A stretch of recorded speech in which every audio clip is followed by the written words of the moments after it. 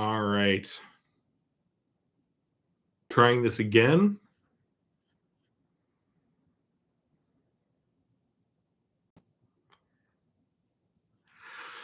All right. Got someone. Second try. Yep. Yes.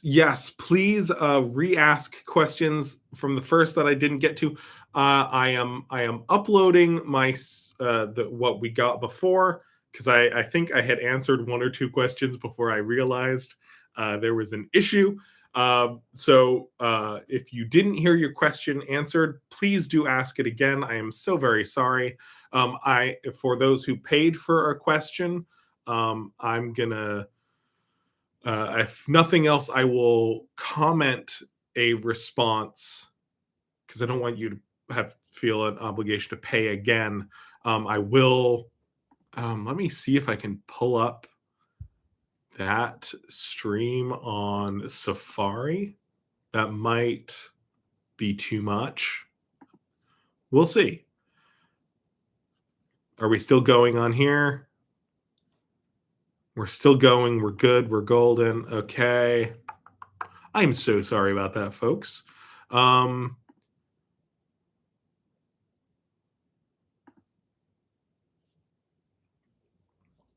I? Well, I think at the end I'm gonna go back through and get the super chats answered. All right, so new stream. All right, so we're gonna start at the top here. I'm very sorry to those who already asked. Please do ask again. All right, so let's get into it. Sorry if this isn't related to Kaimere, but if anyone like yours truly is making a spec of a project and knows some similarities to Kaimere, would you want them to run it by you first? If so, where? No. I if you are making your own thing, don't worry about it. There is Kaimere is almost exclusively inspired by stories I enjoyed as a kid, by the natural world, and by folklore. So the I don't imagine. I mean, barring some very direct plagiarism, I wouldn't worry about it. Again, if this is your own thing, if you are creating something new and there happens to be broad similarities, I don't care. Again, like the Kurojaku is inspired by Spinosaurus. So if someone also makes a Noasaur, ceratosaur that also punts along the bottom and looks kind of like a Spinosaurus, I don't see that as plagiarism, because again, mine is inspired by a real animal. So don't worry about it. Tell your story, make your project, do what feels fun. Don't worry about that. I got a general answer. Again, very sorry, folks. I have good internet. I don't know what that was about. I didn't hear correctly the answer to my question about connecting you on Gmail. So the illustrated menagerie at gmail.com or talesofkaimere@gmail.com. Those are good ways to get a hold of me. I can't always promise to be punctual, as people who contact me pretty regularly know. I am not always super punctual, but I will answer eventually. Since humans are much more part of the ecosystem, are there any predators that are somewhat specialized in hunting humans? Ooh, that's a good one. I think probably not on a species level, but very much on an individual level. For example, a nice analog would be like tigers are not human specialists, but there have been tigers throughout history who individually are extremely good at killing people. That is a typical thing you see with a lot of apex predators. They're not going to specialize that's more reserved for more abundant resources over a more stable period of time. Um, I think probably mesopredators are more likely to specialize in prey on a species level, but that might also just be resource availability. That's a question I would ask for Wildlife Wire. Um, I know that there are fishers, for example, will specialize in. I think it's snowshoe hares. Have I already forgotten what special? But like, I don't know if I don't think that's a species level specialization. I think that's what's abundant, and so they're going for it.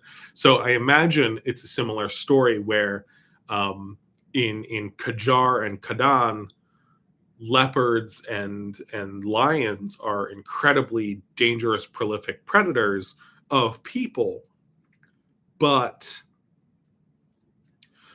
it's not a species specialization. It's an individual thing. So yes, there are definitely human specialized predators, but they're specialized on a individual level. Um, um, okay. Um, you were worried the assembly got to me.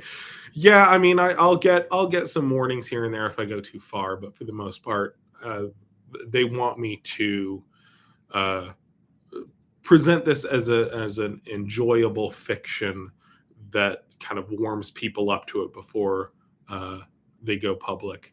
Um, are we ever going to see the continent Crown of Kyrule? Yes, I actually have an episode on the Crown of Kyrule sponsored, but that's going to be a very big episode, kind of like the Entelodonts and the Permian islands and continents. And I don't want to rush it, and so I am tabling that until I'm done with some of these next books. I might be doing the Dragon Rider on its own instead of as part of Echoes Beyond the Known World, because the Dragon Rider story has gotten very large, and I don't want it to take up half the anthology. I really want the anthology to be a collection of short stories, so I might do that one on its own, fill it with a bunch of illustrations to make it a bit tastier on its own. In which, but all that to say, the Crown of Kyrule is going to happen. I'm going to explore that continent. I'm very excited to share what I've got developed, but it's not out yet. Do animals on Kaishel use the sound waves on the beach to deter Morkutlot? Yes, absolutely. That waterways are a common deterrent. There's if you've got waves for at least a mile in, if not more, you've got a sound buffer. Not to mention the salt water. The salt water crashing puts salt in the air, and that will deter the Morkutlot as well.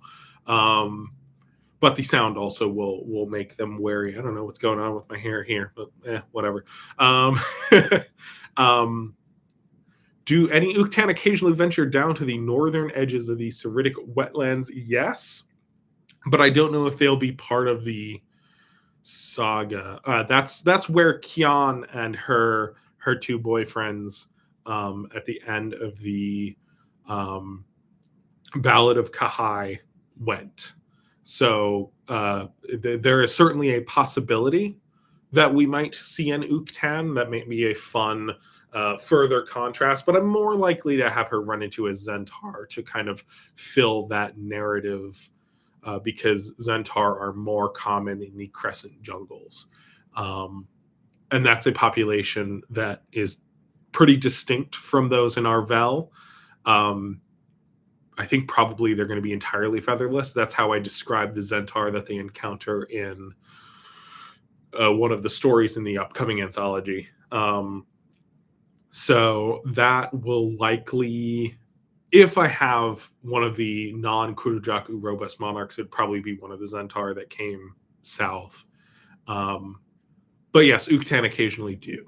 What earth wetlands are a Seridic wetlands analog? So in the first chapter that I'm kind of introducing, I get a little bit into this. There was a ecological devastation that was kind of the prelude to this harvest, and so a lot of the flora and fish from Miocene South America, late Miocene South America, are going to be present. So if someone who knows what the heck plants are is looking at the Seridic wetlands, they would be forgiven for assuming that it's somewhere in South America, because you're going to see a lot of hyacinth, you're going to see mahogany, you're going to see a lot of familiar grasses that you see in the Pantanal and the Amazon. The latitude is broadly close to the Florida Everglades, and that's a habitat in which I have studied quite a bit, both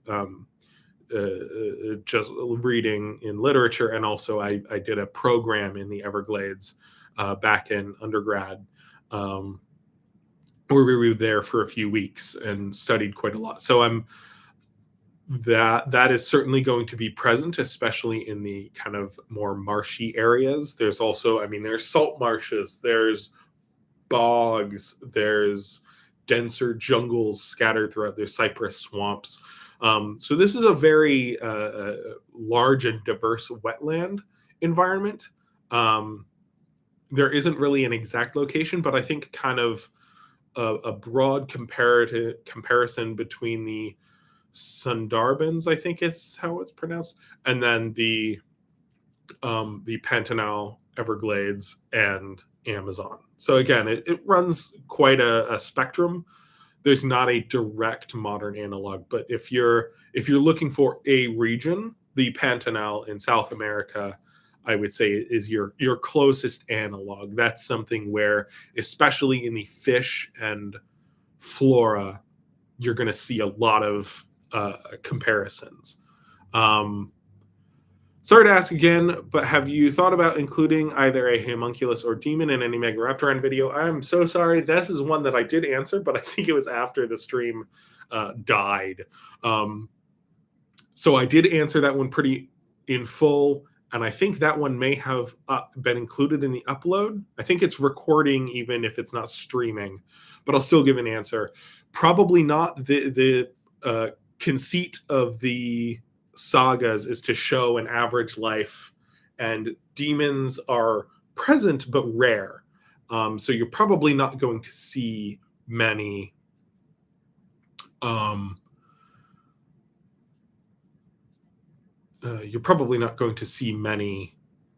in these sagas. But as I did with the last one where I showed the UFO, I showed humans. There's human impact in the lives of these animals. So yes, I'm trying to present an average life, and that's going to include the magic that is the native life of Kaimere. So possibly I have a sequence that I want to write that will include the Welkin-like, which are the Walking Dead. So we'll see if that one gets included. I might be saving that sequence that I planned out for a later one, but I really enjoy it, and I probably am going to keep it, if I'm being honest.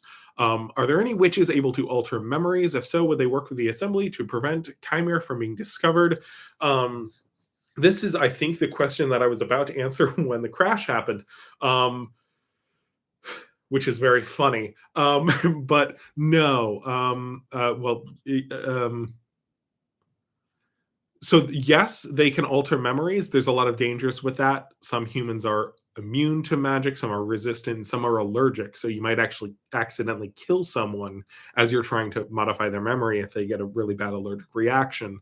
And so it is employed sometimes. That is an element of the Haunting of Ho River, which is a novella that I'll be publishing hopefully in the next few months, but I've been saying that for a little while.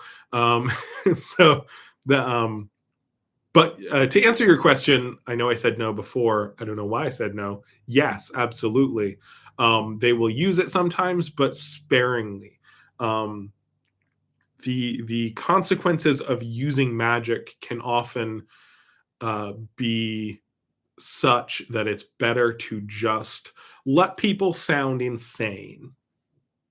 Is often the preferred assembly tactic, because if you go out of your way to make a big deal about it, it can seem suspicious. But if you just say, "Oh well, this person's goofing," then you're more likely to just have them not be taken seriously. What is the uktan's scientific name? So their genus name is, for the life of me, not coming to me. Is it Thanatobates, I believe? Um, I have not settled on a species name yet, and I kind of want to wait until I get all of the uktan species, because there's several in Kyrule, settled before I. So all that to say, I don't know yet. Um, uh,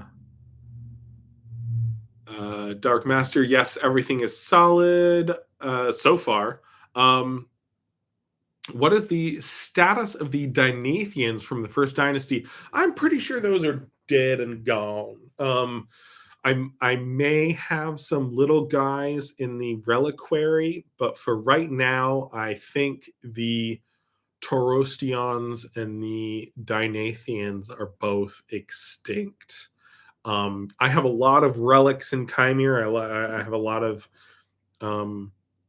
cool guys that have held on, but sometimes groups go extinct. What is the crown of Kyrule like in terms of rough biomes?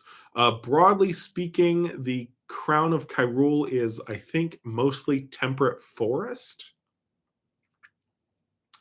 But I don't. And there's also, of course, going to be wetlands and more arid sections. I think I did the Köppen map for that. I definitely did. I just don't remember what the layout is off the top of my head. I'm sorry. Not a question. I just want to say you're awesome creator and creature artist that inspired me. Thank you so much. I appreciate it. Damo, is that? I think I'm pronouncing that right. Sorry. Yes, thank you so much. I cast summon Kurojaku. I really want to make a model of a Kurojaku at some point. Over here, I have a Kurojaku that was made by Steve over at Paleoanalysis, and I adore it. He did such a fun job filling out the little character details, gave the beard in all the right places, and it's just I love it. I love it. He's very cool. I'm sure most of you are following him, but if you don't, highly recommend. Delightful guy and wonderful channel. We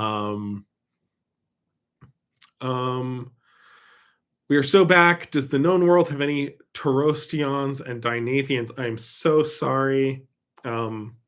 No. Do you have an episode on Pachycephalosaurs and how many species are there? So I think you asked this one. I know I was answering it when the stream crashed, so sorry about that. Yes, there's Pachycephalosaurs. An episode has been sponsored that will be sometime next year, probably later in the year. I have 3 major clades, possibly 4 or 5. How many species are there? I have no idea. Kyrule is an enormous continent. And Pachycephalosaurs are very successful and diverse over there. So maybe not quite on the level of diversity as, say, even-toed ungulates here on Earth, but not, tremendously far behind in terms of how many are in a given region. There's little guys, there's big guys, there's some that climb trees, there's some that are hopping around on mountains. There's certainly wetland adapted species. So there's some on all fours. Yeah, no, there's a whole bunch. And I'm very excited to get into that. I hope there's research on Pachycephalosaurus that come out before that episode. But yeah, no, super excited about that. Is there going to be an episode on the walrus cat, and when would that episode release? I don't have any. Wait, no, I do have that one sponsored. I think that's one of the single species episodes for next year, early on in the year. I don't remember exactly when. I don't know if this came up in the stream before it crashed. I don't have much of next year planned out yet, aside from the Perissodactyl episodes built around the Lunar New Year, Year of the Horse, and that's when the horse episode is going to be. It's on a Tuesday. It's great. We love to see it. Are there any hybrids of the Chiropteran genus? Did I not cover that? Oh my goodness. Oh man, so much good stuff got cut. You can watch it. I did answer this question, and I will answer it again. Yes, Chiropteran is the genus of sauropod, right there. There's 3 species, one in Picardia, one on Arvel, and one in Ni'Khar, and they sometimes the Arvelith ones will float along currents and get to Picardia and Ni'Khar. It's believed that's where the genus originated. And they just keep getting washed out to other populations. There are definitely hybrids that will happen. Theoretically, the Edotan, which is the Ni'Khari Chiropteran, could hybridize with the Girazhent of Picardia. It's never been documented to happen, but that's because of geographical barriers rather than any others. Oh no! Oh boy! Welcome back. If adding narwhals into the book hadn't prompted the Eurasian Pleistocene harvest, do you think Arvellus steppes' large predator guild might have looked like? Yep, nope. I answered that one as well, and I will answer it again. I'm so sorry, guys. So that would likely be a Australian Asian guild, because that region was devastated. Most large fauna went extinct in the aftermath of the end of the anchored period around 1.5 million years ago. So we would almost certainly see, instead of the cave lion, probably a big relative of the tiger, some large cat in the tiger snow leopard clade of Panthera, would likely be our cave lion analog. I'll ask my joke question again. Far too late since Pride Month has passed, but which Chimeran character that has appeared in your stories would absolutely slay the most as drag performers? Oh, Loragus, I'm sure would have delight in that department. Yeah, I'm gonna go with him from the second anthology, and he's certainly going to be back in other stories. I don't know if he will show up in the next anthology. There's a story that I might include him in, but that's a little up in the air if that'll be in this anthology or one of the later ones. Is there going to be a episode on the Crown of Kyrule? Yes, it is funded. I don't know when exactly that will be, but there is a Crown of Kyrule episode for next year. What, if any, First Dynasty stuff can be found in the Seridic Wetlands where this fable takes place in? There's definitely going to be some little guys, probably some small. There's definitely going to be some small Carbosuchians.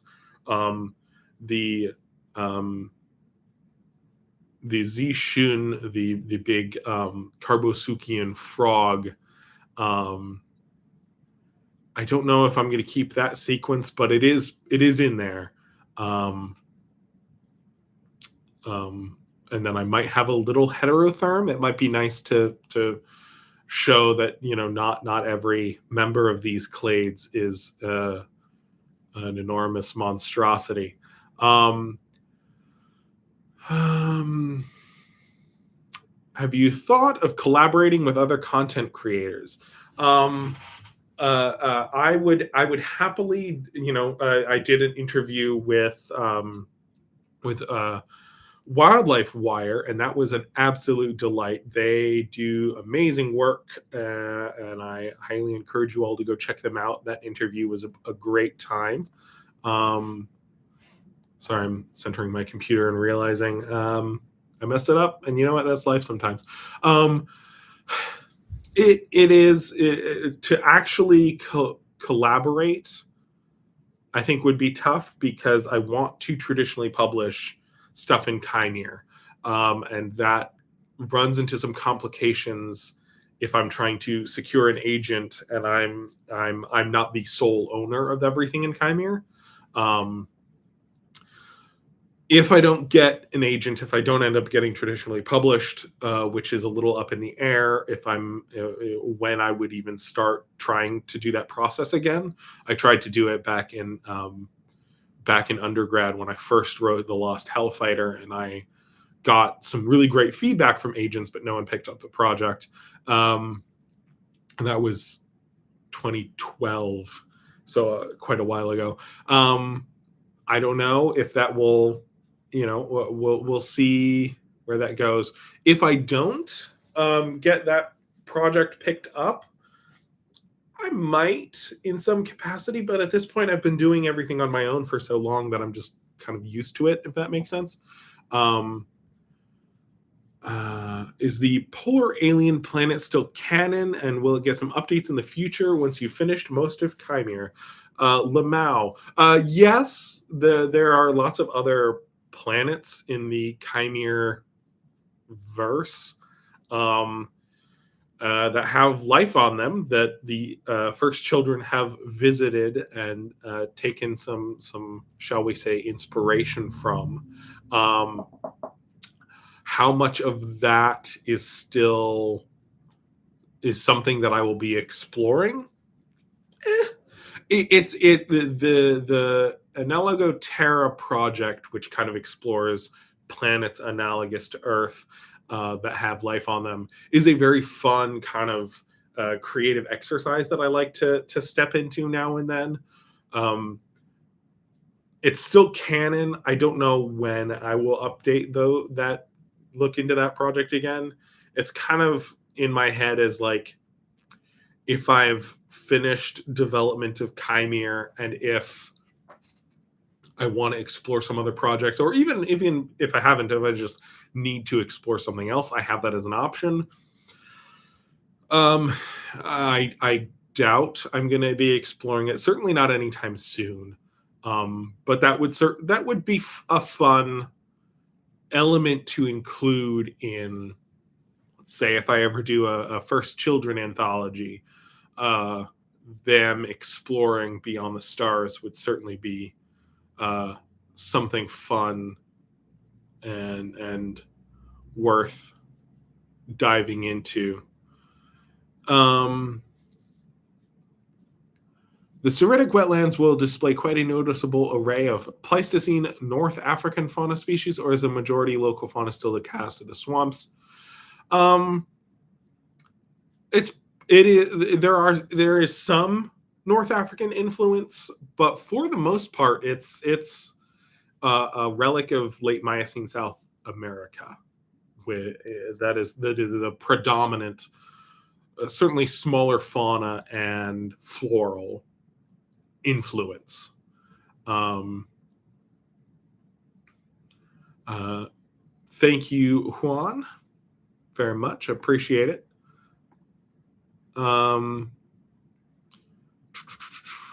Are there any creatures the first children made that aren't specifically made to work but still survive to the modern day, like a house pet for them?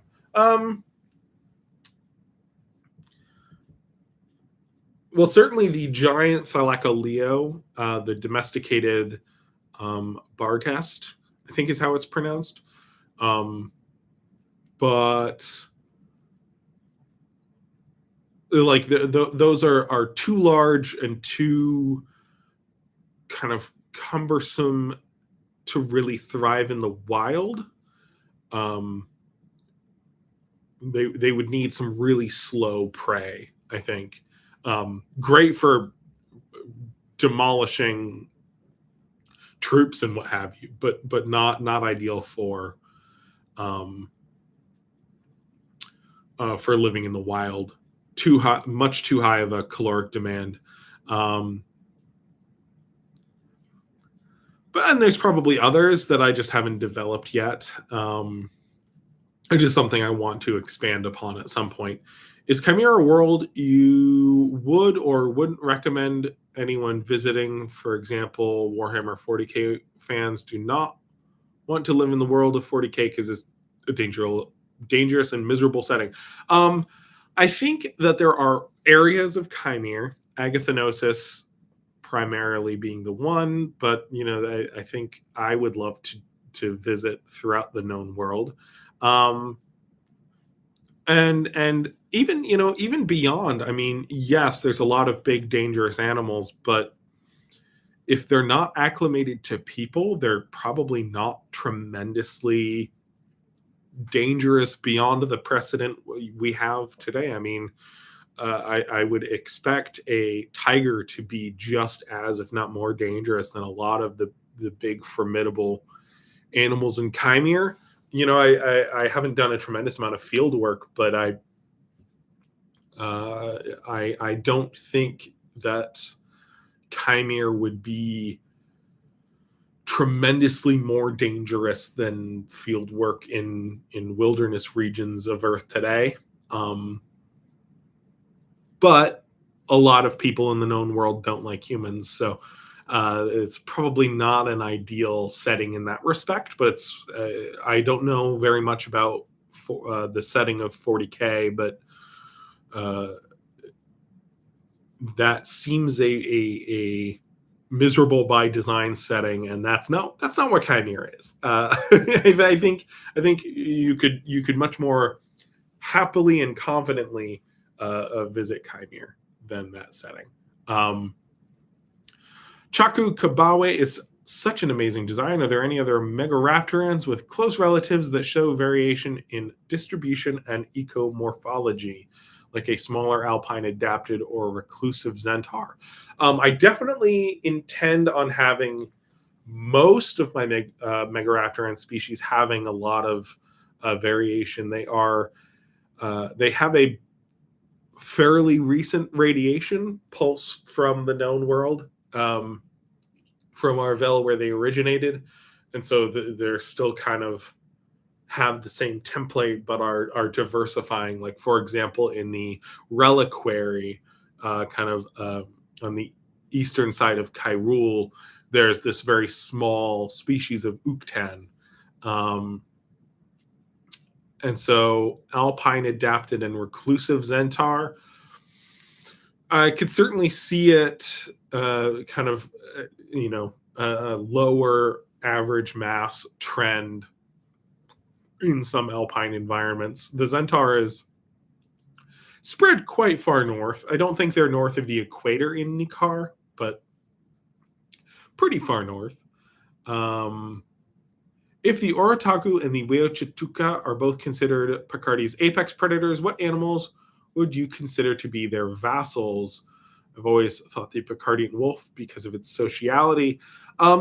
Yeah, I think wolf is probably a bit too small to really be considered a vassal, but it's a subjective term, so it's doesn't have a strict definition. I think probably Oritaku would because they do sometimes hunt Weochituka, although sometimes Weochituka hunt them. So I don't know. I guess I've always thought of the Weochituka as the vassal, but they're kind of on even standing. Again, these are terms that don't have a strict definition. So the wolf, the red panther, the leopard and the Indrikai could all maybe be considered to fill that niche, if that makes sense. So on the topic of human specialists, is the true leopard can specialize in humans as they have done to have us as one of their specialties?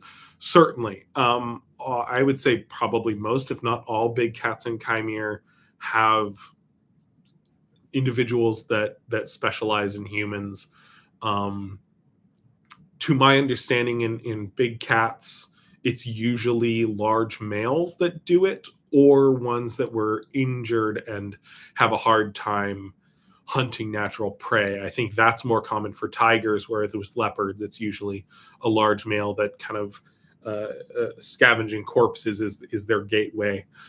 So that's probably the case in Kaimere as well, is that larger ones like cave lions are only going to hunt humans if they're injured. Whereas smaller big cats like the Picardian leopard, Amako, I believe, was the large male Picardian leopard that took to man-eating in the first anthology. That was Nasiri's first man-eater that he hunted. So I think there are certainly individuals that specialize in humans, yes.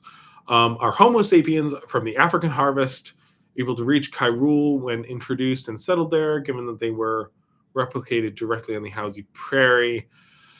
I'm going to put a pin in that one, because there's a lot of human species in Kaimere that I need to finalize. I'm planning on doing a human species of Kaimere series at some point.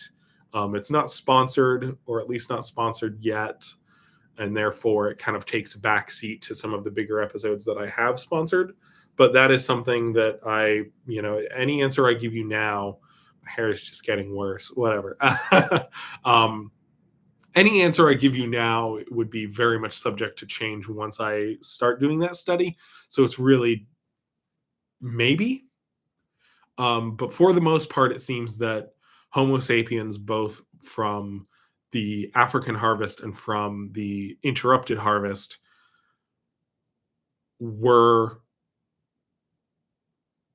became part of what the population we now call Chimerans, which also have some influence from other human species throughout the known world. Not dissimilar to modern Homo sapiens having a bit of Denisovan and Neanderthal and possibly some other human species incorporated in our own populations. So there's a little bit of Homo altus, especially in the Arvelith peoples. And there are Chimerans beyond the known world, both in Arvel and in Ni'Khar and a lot of these southern islands. They're not part of the known world. They're not forming these large interconnected civilizations and trade networks, but they're present. Other than Procoptodon, are there any larger marsupials in Kaimere? None currently planned. I think that's Kaimere's largest marsupial, I want to say. So I think not. It's interesting to see yaks evolve in Arvel. I don't think there are yaks in Arvel. But there are certainly, the Takin are analogous in a lot of ways. A serious question now. What would be your best advice for any neophyte authors trying to get their work published, either independently or not? Oh, boy. Best advice would be...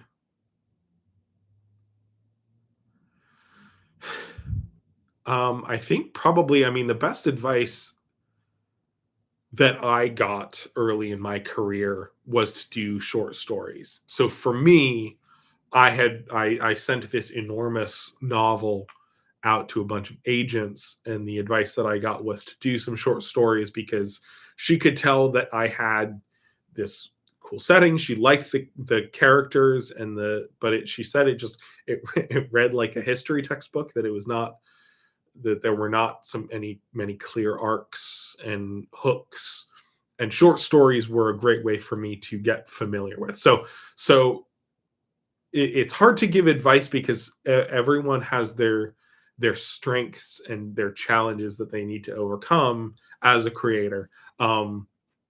So advice that you might benefit from another one that I benefited from was just put it out there.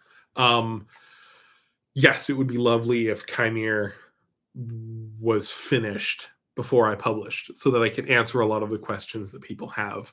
But the reality is that it's the YouTube channel, the development of the project is what's funding the project. It's what enabled me to now do Kaimere full time instead of having a day job. So it may make your process a little messy, but I would suggest putting yourself out there. But again, without knowing kind of what you're up against, it can be a little hard to extend advice. But those were the two things that I think for me helped the most was work on short stories, because that gave me permission and context to really tighten up and figure out how do you execute an arc? How do you show a character's growth? How do you tell a satisfying story? Restrictions are what kind of afford you, not coming up with a banger line here, but like limitations are often how you're able to best edit down and execute a concept. So short stories for me, that was very helpful to not be so long-winded, although clearly in my answers that lesson was not fully integrated. And also put yourself out there. I could have continued polishing Kaimere for another 20 years and it wouldn't be done. But after a certain point, you need to start putting stuff out there. My first two anthologies, especially the first one, there are parts that are a little clunky. You know, I had an editor which was tremendously helpful in polishing out errors in the dyslexia that I face. But you know, there's still typos. It's still a little messy here and there, especially in stuff that I went back and fixed after my editor had gone through. And but you know what? If you could rot in perfectionism and never put it out there. I think it's much better to have something a little messy out there, and the responses you get can help you hone your craft. That is. I'm so glad I finally just did that, rather than because I've been working on this project since I was 12, and have just been chipping away at it. And I could have continued doing that for another 20 years easily. So put yourself out there. I think that's a great, and you know, self-publishing a short story or two, putting yourself out there, getting some feedback on it. I think that's my advice, we'll say. Our tank jackals and the Houze land sharks references to the boulette, which for those who don't know is a Dungeons and Dragons creature that's a burrowing predator. Not explicitly. The Houze land shark is more of a reference to Concha, and the tank jackals are just, I think they're still a species of that big, probably carnivorous giant armadillo from, I think, Miocene and Pliocene South America, but I don't actually remember off the top of my head. uh, where when exactly they lived, but I know it was around the harvest, or at least close enough that I justified it, because the fossil record is very incomplete, and so you got some wiggle room there.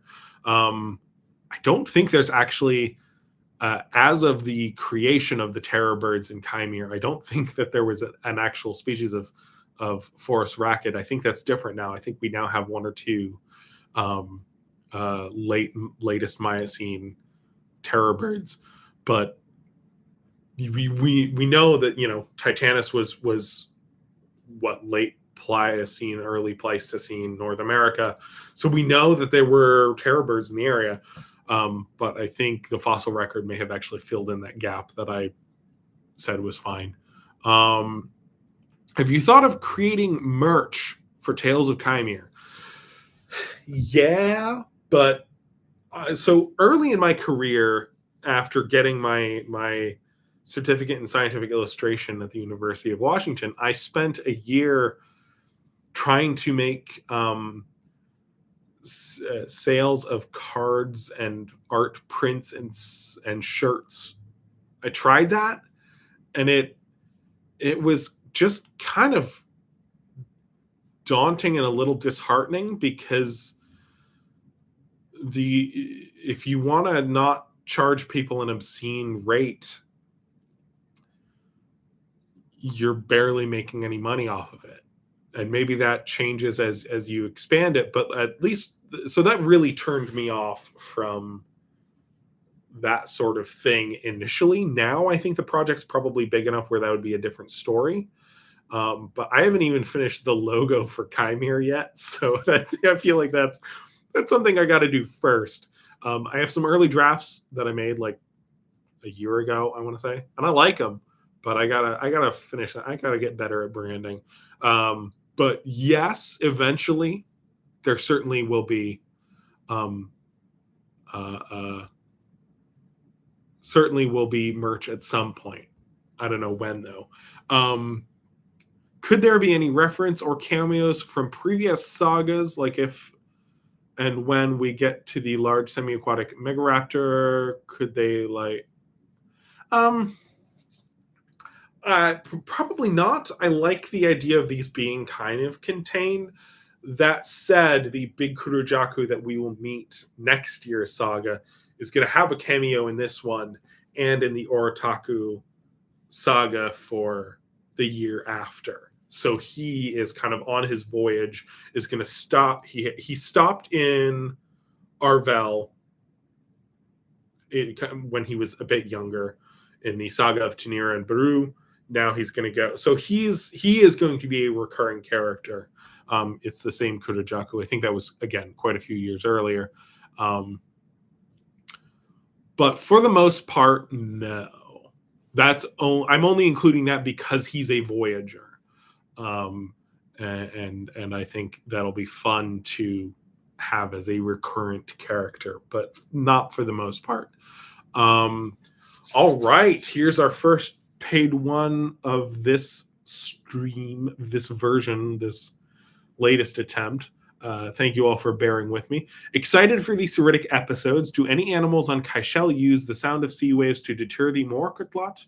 Considering they likely use sound as well as scent to detect seawater could be useful. Yes, absolutely. I think you might see that one in the other stream. But yes, absolutely. The sound of waves, the sound of waterfalls in the interior. Rivers are a nice buffer. The rivers wouldn't have the saltwater benefit, but Moroccotlot avoid the sound and scent of ocean waves. So it would certainly be more viable. That's probably how the peoples of a lot of islands that once had Moroccotlot that came out as the sea levels dropped 1.5 million years ago. There was an expansion of the Moroccotlot as sea levels dropped, but that's probably why a lot of the islands were able to then extirpate the Moroccotlot, is because on an island, as the sea levels are rising once more, you have more access to deterrents like the sound of sea waves and the salt that casts into the air. How do you organize your notes for Kaimere, notebooks, Word documents, etc.? It's a right mess. It is. Again, I covered this one in more detail, so you can see that answer more in full on the first attempt at the stream. But in short, I've got on my phone, I've got a notes app that has a lot of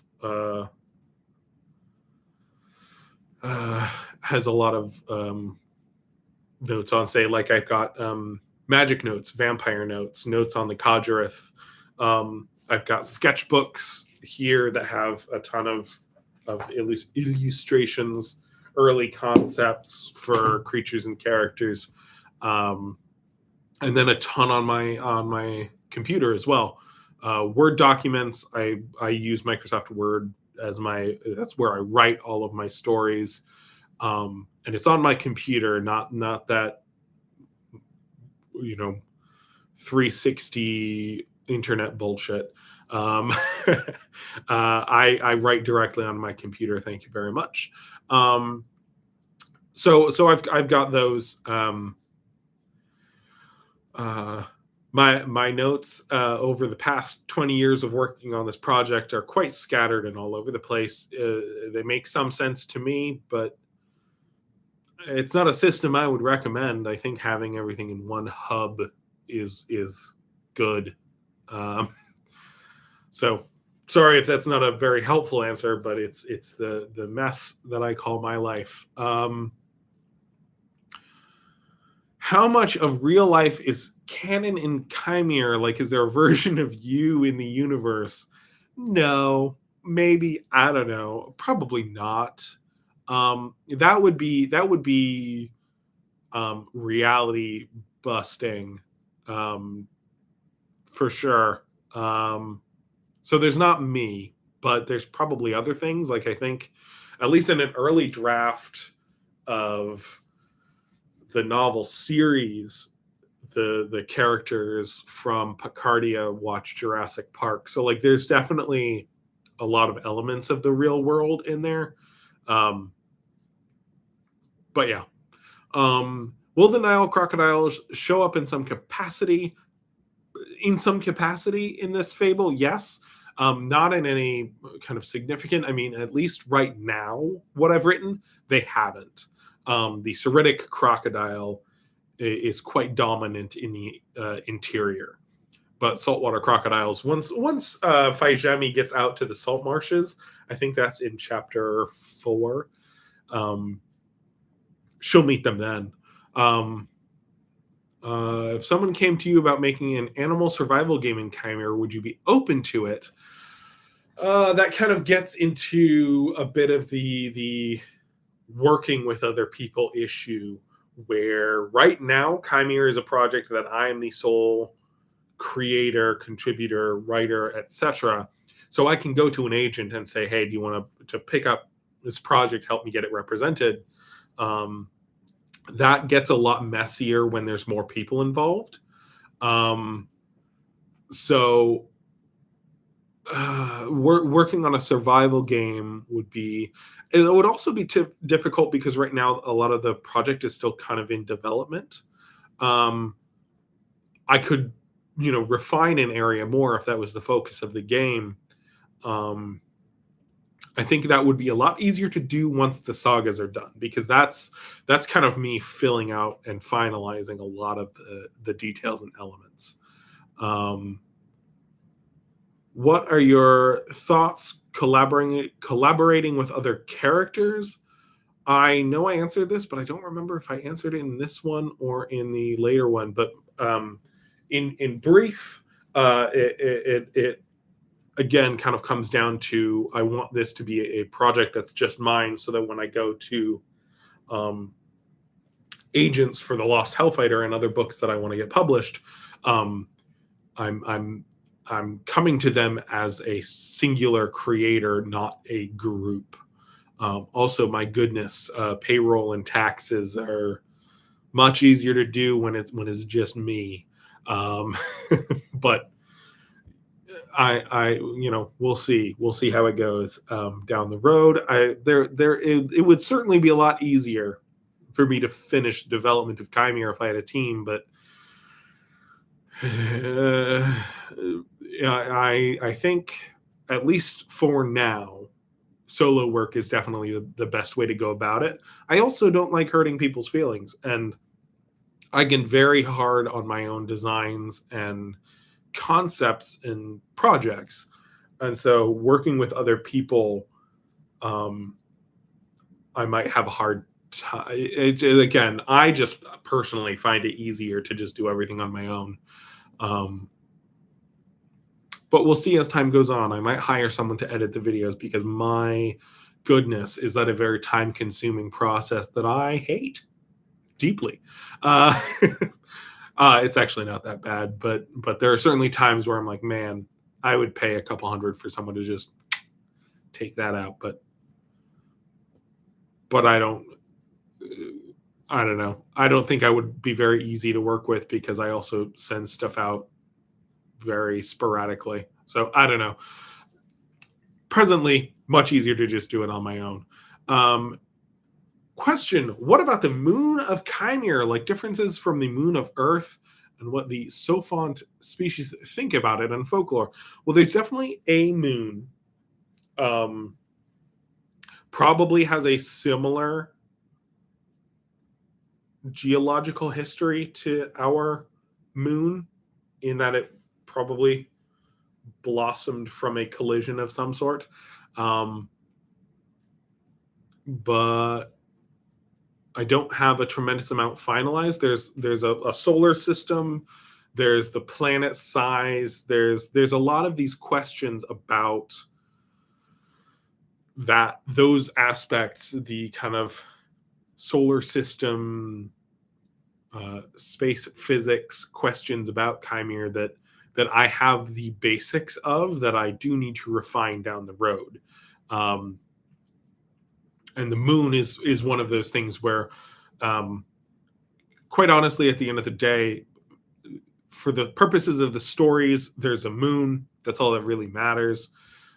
And each culture has a lot of their own. The moon is a very significant celestial body to the Khajareth, who call themselves the children of the stars, and they have a very night sky focus of their religion. And so the moon is important to them. The moon is very important to the Picardiant. It's very significant to the Kalin, who are a predominantly seafaring peoples, and so knowledge of the tides, observation of the moon's impact on the sea, very important to them. So it's significant, but I can't give you many details about the kind of more astrophysics level of it right now, because that's something that I sorted out with a friend of mine in undergrad, and I haven't really studied it since. So I don't know how much of what he and I sorted out still holds true. I know I've watched some Artifixian episodes that suggest that there have been further studies, which doesn't surprise me at all, but that we have a more refined understanding about a lot of things like planet size and what have you. That, again, it's something that I need to devote some time to properly study before I can answer a lot of questions in much detail. Dragon riders are always a big deal when they appear. Yes, they have been extinct for a long time, and the dragon rider story that I'm telling, possibly in the next anthology, possibly in a standalone novella, which would come out sooner, is going to be a very big deal. Absolutely. How long does it take to make one episode? That very much depends. A single species episode with $100 budget that has that I've already drawn the profile for, that one I can usually bang on it about a day. Writing the script can, if it's a 3-page script, let's say, 2 or 3 pages. That's something that I can usually write in the morning. If I'm doing just a couple sketches, that can take between 1 and 2 hours to get everything polished up. Recording tends to take 2 to 3 times as long as the episode is. I'll make mistakes. I then need to edit it. I need to polish it, put together the music.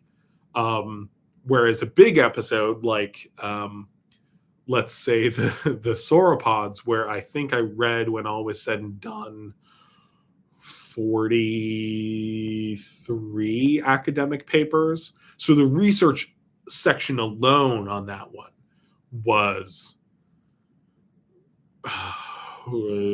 several work days. I did a ton of drawings for that one, quite a few sketches, a lot of illustrations. I think I was working on that episode, not exclusively, but I was working on that episode for about a month. So it really depends what's going into each episode, how long it takes. Thank you so much. Someone is here for the contribution to the art of the episode.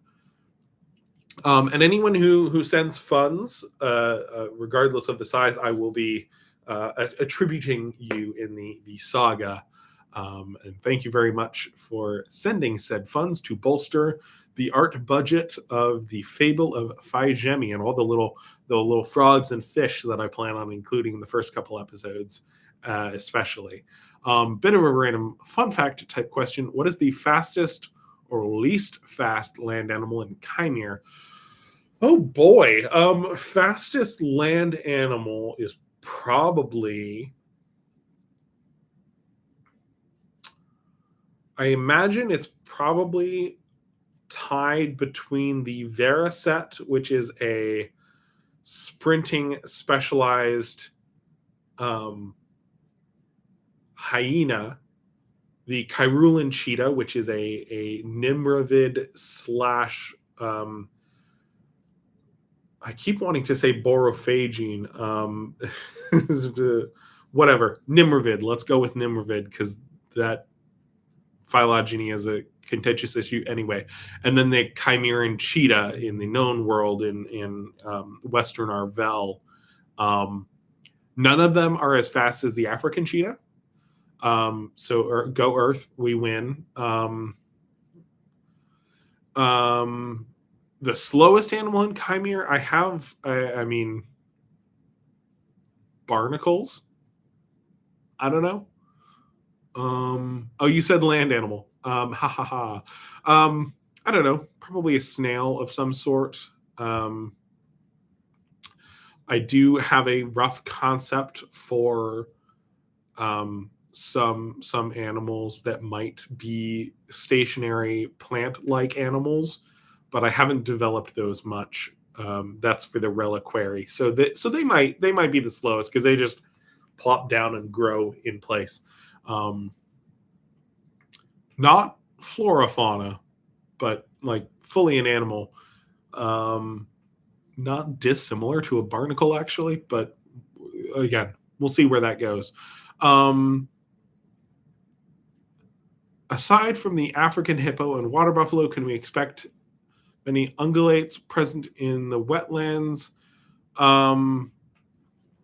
such as species of antelope? There's going to be some antelopes. There's going to be probably, well, maybe 1 or 2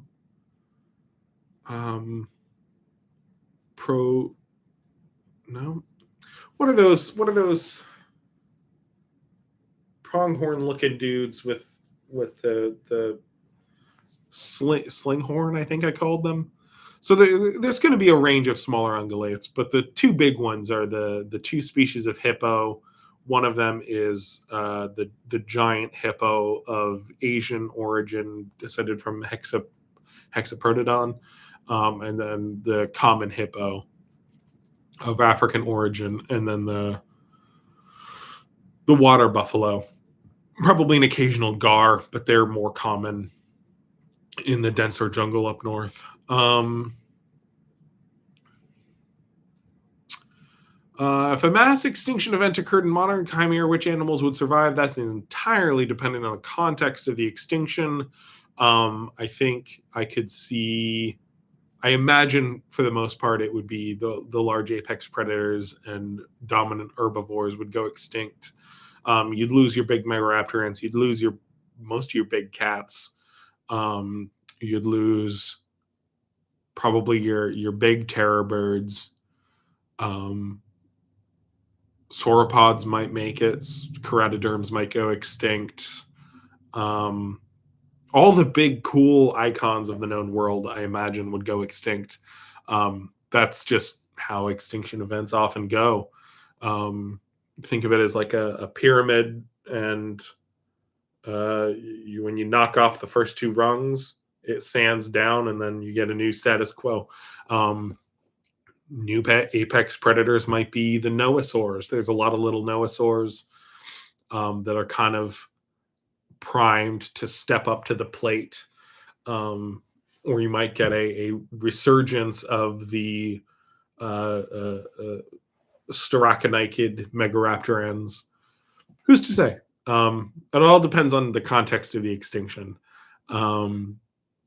So when it comes to the Maku, do they truly eat chimerans for their magic, or do they just raid them for slave work? That is unknown, and that is for the purposes of narrative, one that I'm gonna artfully dodge the answer for. The chimeras will certainly tell you that they are monstrous cannibals. What is your opinion on the hybrid war? I think it's a really cool way to engage with your community and get a bunch of neat concept art and involvement. Get people thinking about all sorts of weird esoteric creature aspects to kind of engineer. I think it's a very cool idea. I was commissioned a hybrid that I don't think ended up in any of the episodes, which is too bad because it was pretty cool. It was like a snake saber-tooth cat hybrid with quite a few other elements mixed in. Will you make more art tutorials? Probably. Unfortunately, that took a tremendous amount of data from my phone, and ended up being a much messier process than I anticipated. But I have my old phone still, so I might make that my recording device for more of those.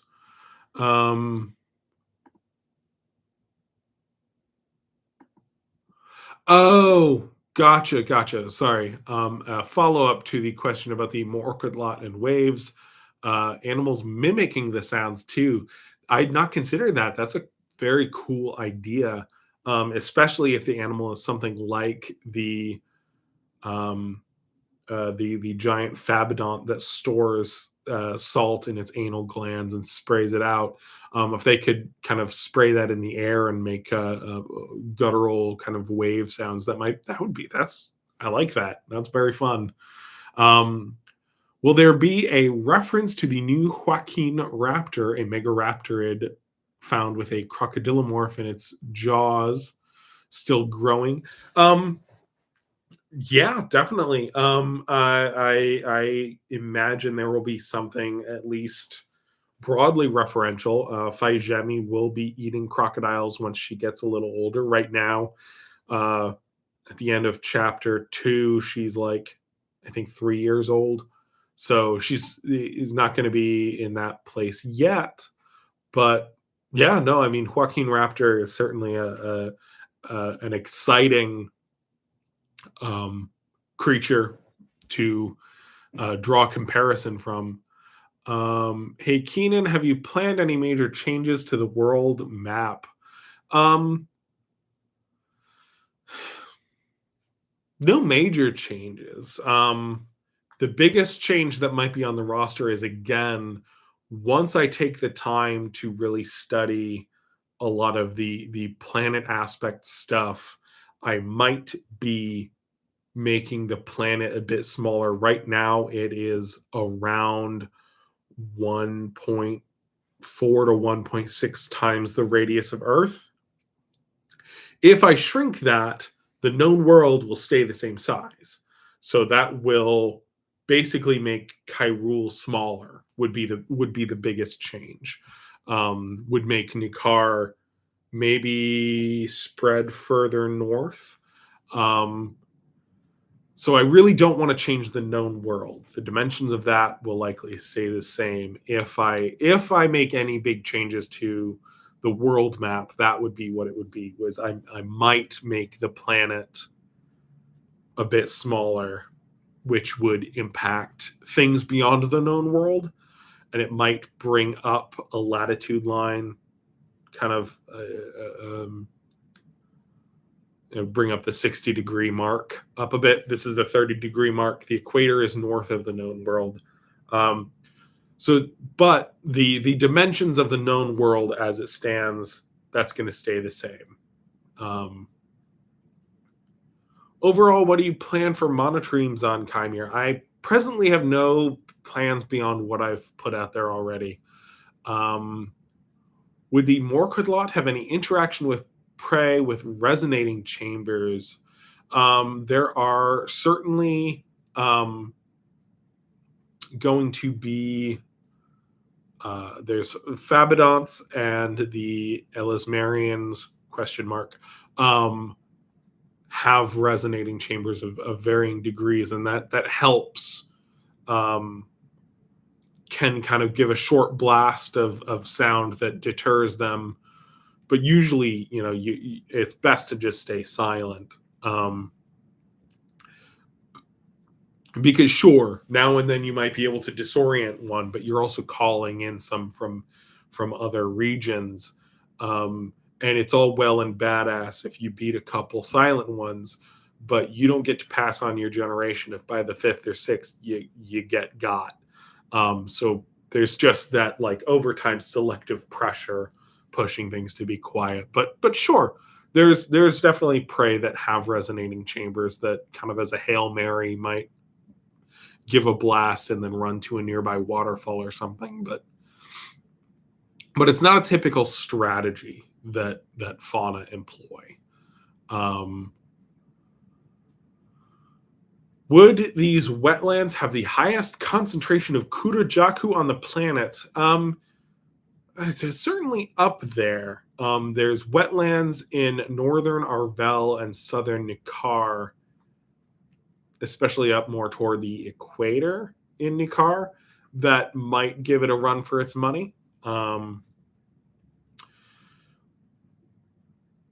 But yeah, I think the Seridic Wetlands are probably where a the highest density and concentration. Yeah, that seems reasonable. Would you make more art tutorials? Answered that one.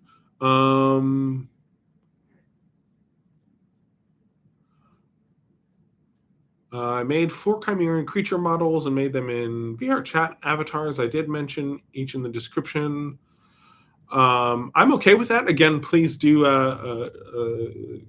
credit me if you're using my creatures directly. But yeah, no, that sounds fun. Are there any plans for an episode about the prairie in northwestern Arvel? None at the moment, but I wouldn't be surprised if some of them come up. Did the first children have anything akin to house pets? Sorry, I'm trying to speed it a little bit along. I think we're going to go past noon, but I want to try to get, especially the questions that folks have paid quite a bit for. Did the first children have anything akin to house pets? Yes, some of them quite disturbing. A few of them are still in Arvel, the Kajar specifically. In the Trickster episode, I mentioned a little fox cockatrice creature that like a little goblin that the first children almost certainly had a hand in making. as we'll learn next throughout this next month, there were quite a few not terribly harmful demons that the first children made that that didn't make it to modern times because the Asnareth were very thorough in purging a lot of the demons they encountered. Are there going to be Paku in the Seridic Wetlands? I believe so. Although, put a pin in that because I might need to double check the fossil record to see. It might be that there's a related species. Certainly unlikely that there's going to be the modern species. It's a similar story with piranha. The Seridic Wetlands have two species of piranha, neither of which are piranha we have today. So I got to drink some water, apparently. How technologically advanced were the first children? No one knows. There's a lot of a big challenge with the first children is that their archaeological record is messy because, especially toward the end, they were working with bamboo that was enchanted, that they could basically like imagine if you got some bamboo seeds and you planted them, watered it, and the next day you had a microwave grow up from it. That's kind of the basic idea that it seems the first children were working with. And unfortunately, that means like once the magic dies, then it's just bamboo. So it's going to decay. So the actual knowledge of what the first children technology was is very fragmentary. So it's hard to answer that question much. You said you wanted to explore two possible iterations of Spinosaurus with the new megaraptoran saga. But isn't the latest studies have revealed Spinus to be more likely a wader? More likely, yes. There is still an ongoing back and forth. The latest study is not necessarily the most correct one. And people who are more involved with the literature than I am, who actually, study these things instead of are just a fan of the creatures, it is not a settled issue. And so that's, and even if it was, the Kurojaku and Bakar have each become their own creatures at this point. That was more just me like exploring, hey, there's two ideas. Let's make creatures based on those ideas. I am not putting these creatures out to make any sort of definitive statement about Spinosaurus. Spinosaurus is what inspired them. Spinosaurus is not. The Bakar and Kurojaku should not be taken as definitive statements about Spinosaurus.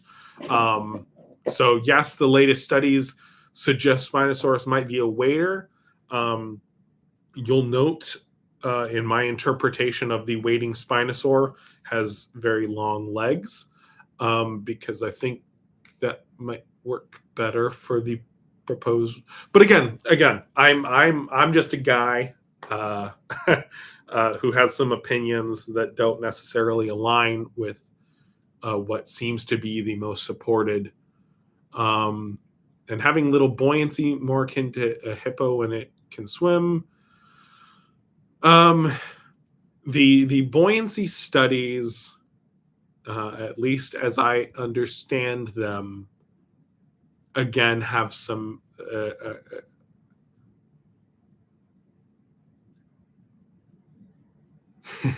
try to figure out how to phrase this. Let's just say that the issue is not resolved, and I'm presenting two kind of creatures that represent the Platonic ideal of either of the interpretations of Spinosaurus. Let's go with that. That feels like a safe response.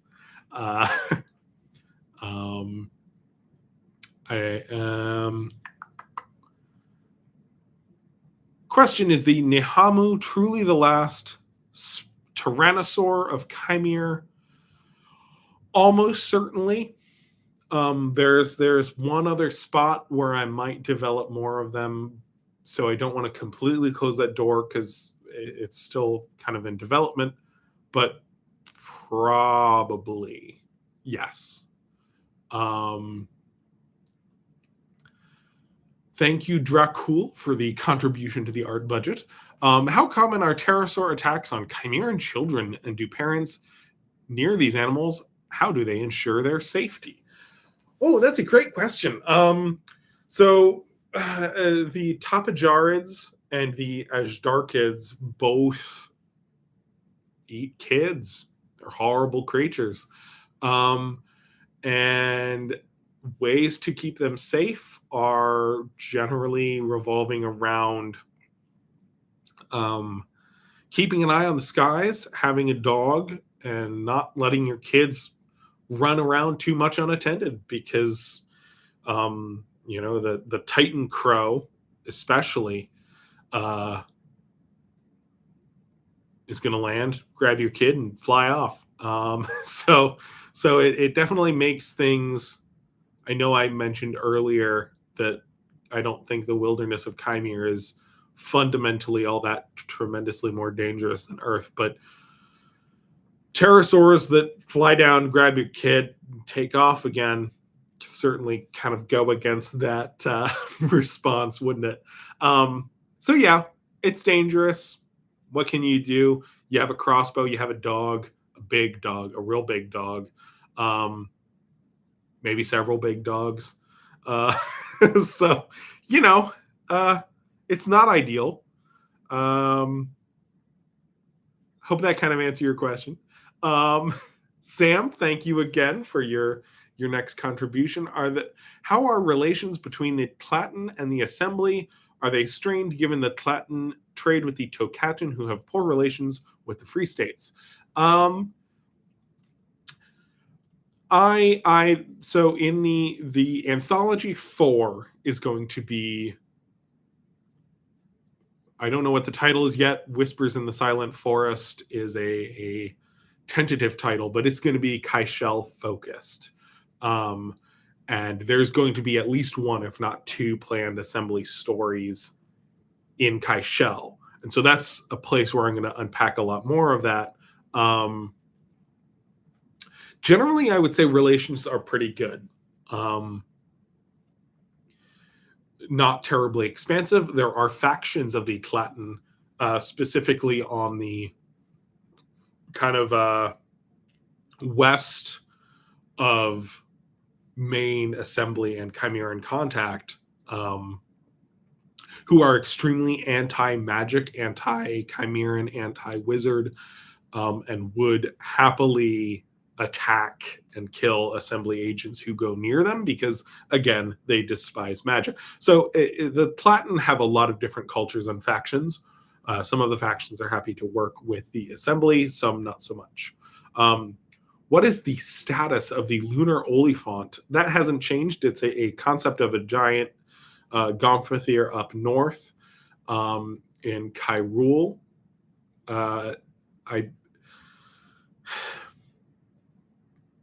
I don't know what I'm going to be doing about their tusks.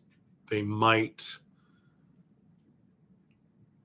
if they're grazing specialists, a study that came out, unfortunately, after I did that design in those episodes, suggests that trunk feeding and specifically grazing may have contributed to the loss of lower tusks in a lot of proboscideans.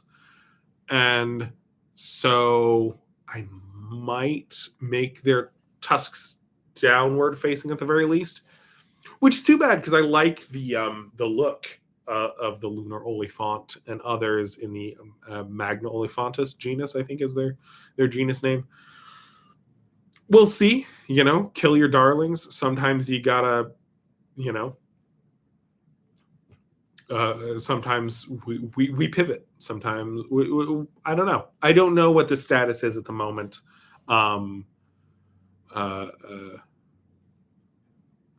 So we'll see where that goes. How much for illustrations of each of the evolved uktan for the uktan in the Avatar world video. I don't entirely understand the question. Do you mean like how much to commission each, or how much? Because those were not done by me. I only did the saber-toothed moose lion and the uktan confrontation. So those were not my art. I actually don't know the artist, and I'm very sorry. I wish I could properly cite them, but that was not me. If you were asking to commission each of the evolved uktan, that I would need to give a little bit more thought than I can do off the cuff here. But if you email me, we can chat about it if that's what you're asking. So I'm trying to answer both possible interpretations.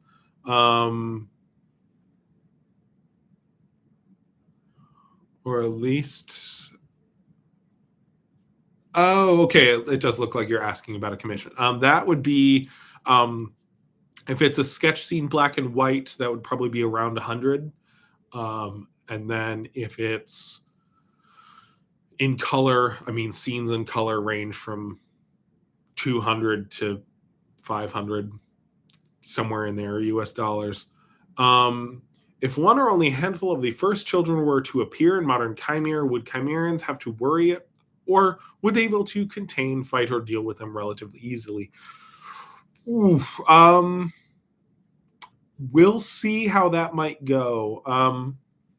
It really depends on where they end up, how many there are, what their intentions are. So it's hard to answer that one. Paleoanalysis is one of my favorite channels, period. I agree. Steve is great. His channel's fantastic. Can't recommend him and his work enough. If I say it starts with, will a Nahashat reply? One thing, I don't know why. If the Nahashat was raised in the Rooster Crest Zoo, and it's depends on the keepers. Is there a Rhinos of Kaimere episode planned? Yes, probably one of my most anticipated episodes is going to be in February, part of the Perissodactyl series. They will get their own episode. That's going to cover both the known world rhinos, which I think have 3 species right now. And then it will also cover over in Kyrule, that way. Over yon. There's a ton of rhino species in Kyrule, most of them a ton or smaller. Hi there, Dynamo. Great to see you here. Are there any plans to include more skin-changing antagonists in any of the upcoming stories, or will they mostly be natural fauna? I do think it would be very fun to have a skin changer show up in one of these megaraptoran sagas. I don't currently have plans to do so, but that might be a really fun thing to look into. It again kind of goes a little bit against the ethos and conceit of this, but it would be cool to show that, like, again, a skin changer is still human. They still smell human. That's something that I talked about in my first anthology here. Is Grimleia is a homunculus, and he encounters a werewolf, and he is confused because it looks like a wolf, or at least a large dog, but it sounds a little weird. It smells like a human, and he's initially very confused. So that would be cool to incorporate into one of these sagas. But again, we'll see. I'm always going to try to put the average experience of an animal as at the forefront, and when I divert from that, it's to kind of, it's always going to be done with a little intention. So we'll see. Does the mountain range in the middle of northern Arvel contain any really strange animals aside from that weird Sparacidont? Yes, I've got a weird Elasmarian that specializes in bamboo. I've got a couple other weirdos planned, but for the life of me, nothing's coming to mind. That's just a region I haven't really developed all that much. No more Wawakoku. So the Wawakoku is, I mean, it's not in the Kiporo Titan genus. That and the Mototan were never planned on being included in that genus. I don't. I'm not entirely sure what the status of the Wawakoku is going to be completely honest. Issue is that it's a Picardian word. In the original concept, Wawakoku was the species, was the animal, and the Girazhent was what the Picardian called large adult male Wawakoku. And so I'm probably going to go back to that and take the concept of the Wawakoku as it was presented in the sauropod episode and the island fauna episode, give it a new name.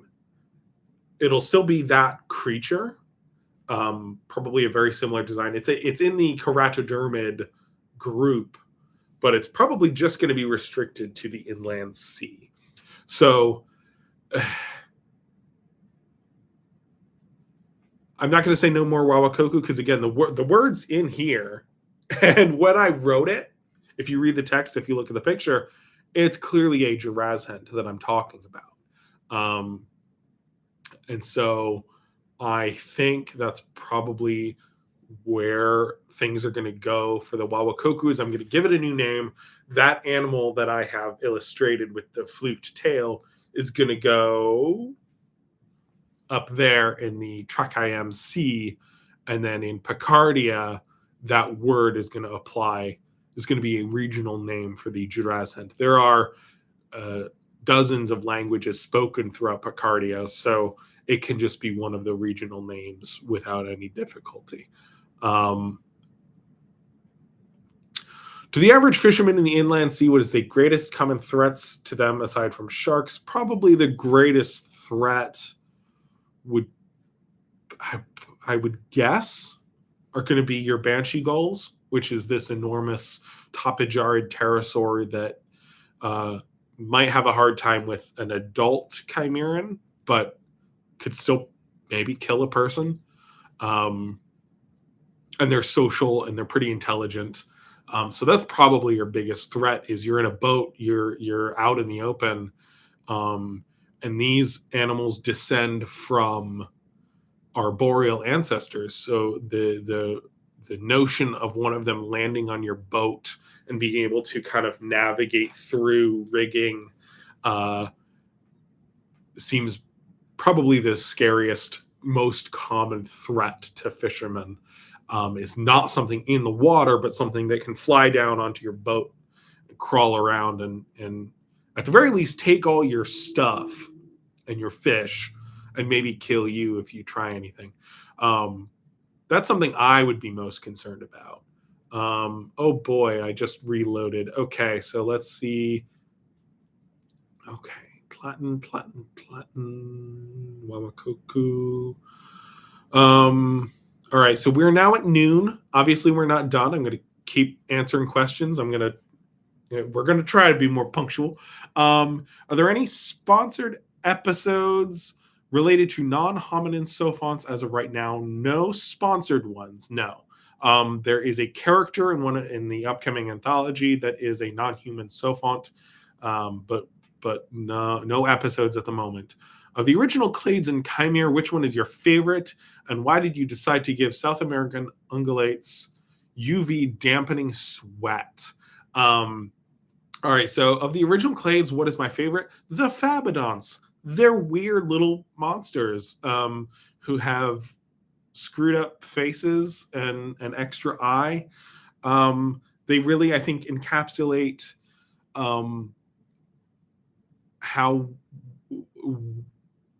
how weird things could have gotten if something had 500 million years to evolve in a completely different direction. Why did you decide to give the South American ungulates UV dampening sweat? That's probably not part of the lore anymore. That was inspired by a lot of raptorial birds having the capacity to see in the ultraviolet spectrum. It seems that a lot of the daytime hunting birds, they probably suppress UV light. And so it probably doesn't work quite how I interpreted it when I first read about it. And if I keep that lore, which could happen, I mean, I don't know. I think a lot of, if not all, terror birds estimated are thought to be diurnal, but if they are nocturnal, then we might be talking about a possible utility of that. So that's, I think that one is a fun concept that I had, that I thought would translate well to Kaimere, because not only are there terror birds in Kaimere, there's also a lot of predatory theropods that could also theoretically see into the ultraviolet spectrum. That is something that I need to give a little bit more thought in. I might be removing that lore if it no longer makes sense. Because again, if diurnal birds of prey actually suppress UV light to protect their eyes, and are not actually using it to have things kind of glow below them, as I had originally interpreted, that lore may change. It's an idea that I like, and I probably would not have it independently evolve in multiple groups. That might just be something that one, like maybe that's one of the reasons that the Mylodont sloths are so successful. So I might keep it in some capacity, but probably is not going to be as ubiquitous as I originally made it. Art question: what part of drawing that you find difficult other than time? It would be so the art technique that I use with colored pencils. The part that concerns me most is when I'm doing the blending stage, which is the second of kind of the 3 or 4 steps. That can be pretty hard on my hands. And there are times where I'll need to pause or take a break to not overdo it and not give myself carpal tunnel. Hey, buddy. So yeah, we'll see how it goes. But that would be, I would say, the hardest part. How are amphibians doing in Kaimere? Are there more than 3 living groups around today? Amphibians, I would say, are probably comparable to. Here's Wesley. Hey, buddy. How's it going? He's got opinions about me being on the stream for so long, I guess. But you're good. You're good. All right. Let's see. So amphibians are probably doing quite well. I don't have any unprecedented plans for them at the moment. Likely going to be frogs and toads doing great. Salamanders doing great. Sicilians doing well. I only have 1 cannon frog at the moment, but that's probably going to change depending on the budget I get for Fai Zhemi. But at the moment, I've got 1 planned. Are there any new species yet to be discovered, or are all large theropods that could potentially challenge the robust monarchs? I mean, there's probably going to be a couple, but I think I've developed all the large theropods I plan to introduce. Do iguanas or any of their relatives exist in modern Kaimere? Absolutely. I don't have a full species roster, but there's going to be iguanians. There's going to be a ton of lizards for sure. Will you make more art tutorials? Again, it really depends on what I get done for my phone. Hey, buddy. With their lower intelligence, would it be easier to work with adult Bakar in captivity or adult Zentaur? I think probably Bakar might be pretty easy to work with. I mean, they're very food motivated. They're smart enough to develop a routine, but I don't think they're clever enough to be problematic. Are there any felids that have made their way past the known world? Those niches tend to be dominated by nimmervids and multituberculates, but I have plans for a population of leopards in northern Ni'Khar at the very least. Have you ever... How does the art section of your story work in picking them? I just try to illustrate scenes and try to spread them out. The ones that catch my eye as being the most engaging. Are the neopliosaurs descended from short-necked plesiosaurs, such as polycotylids? It would be weird if they evolved from a typical long-necked elasmosaur. It would be weird, but nature be weird sometimes, you know? I have not, and probably will never, officially declare what their ancestors are because the fossil record is so incomplete and hard to pin things down. But yeah, weird stuff happens sometimes. Will you make more art tutorials?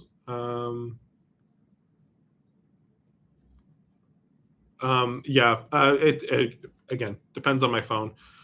Just bring guns. I assume this is about pterosaurs, and yeah, that'll work. You know, you know, pterosaurs are held together by paper mache and malice, so I think a gun would do you just fine. Are there any particularly dangerous marine animals in the known world that hang around dockyards and piers? Ooh, I think the Catawba probably is up there. Just a long snake-like mosasaur that I think could wriggle around under a pier and lunge out and grab something that you drop, like a fish or a child. If you had to survive in the northern or southern polar continent, which would you choose and why?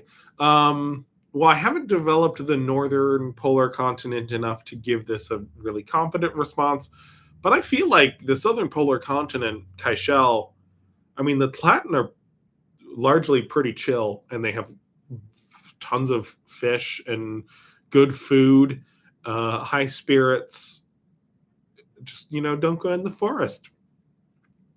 You might deal with the occasional giant possum creature that takes your food, but again, the fishing opportunities in Kaishel cannot be overstated.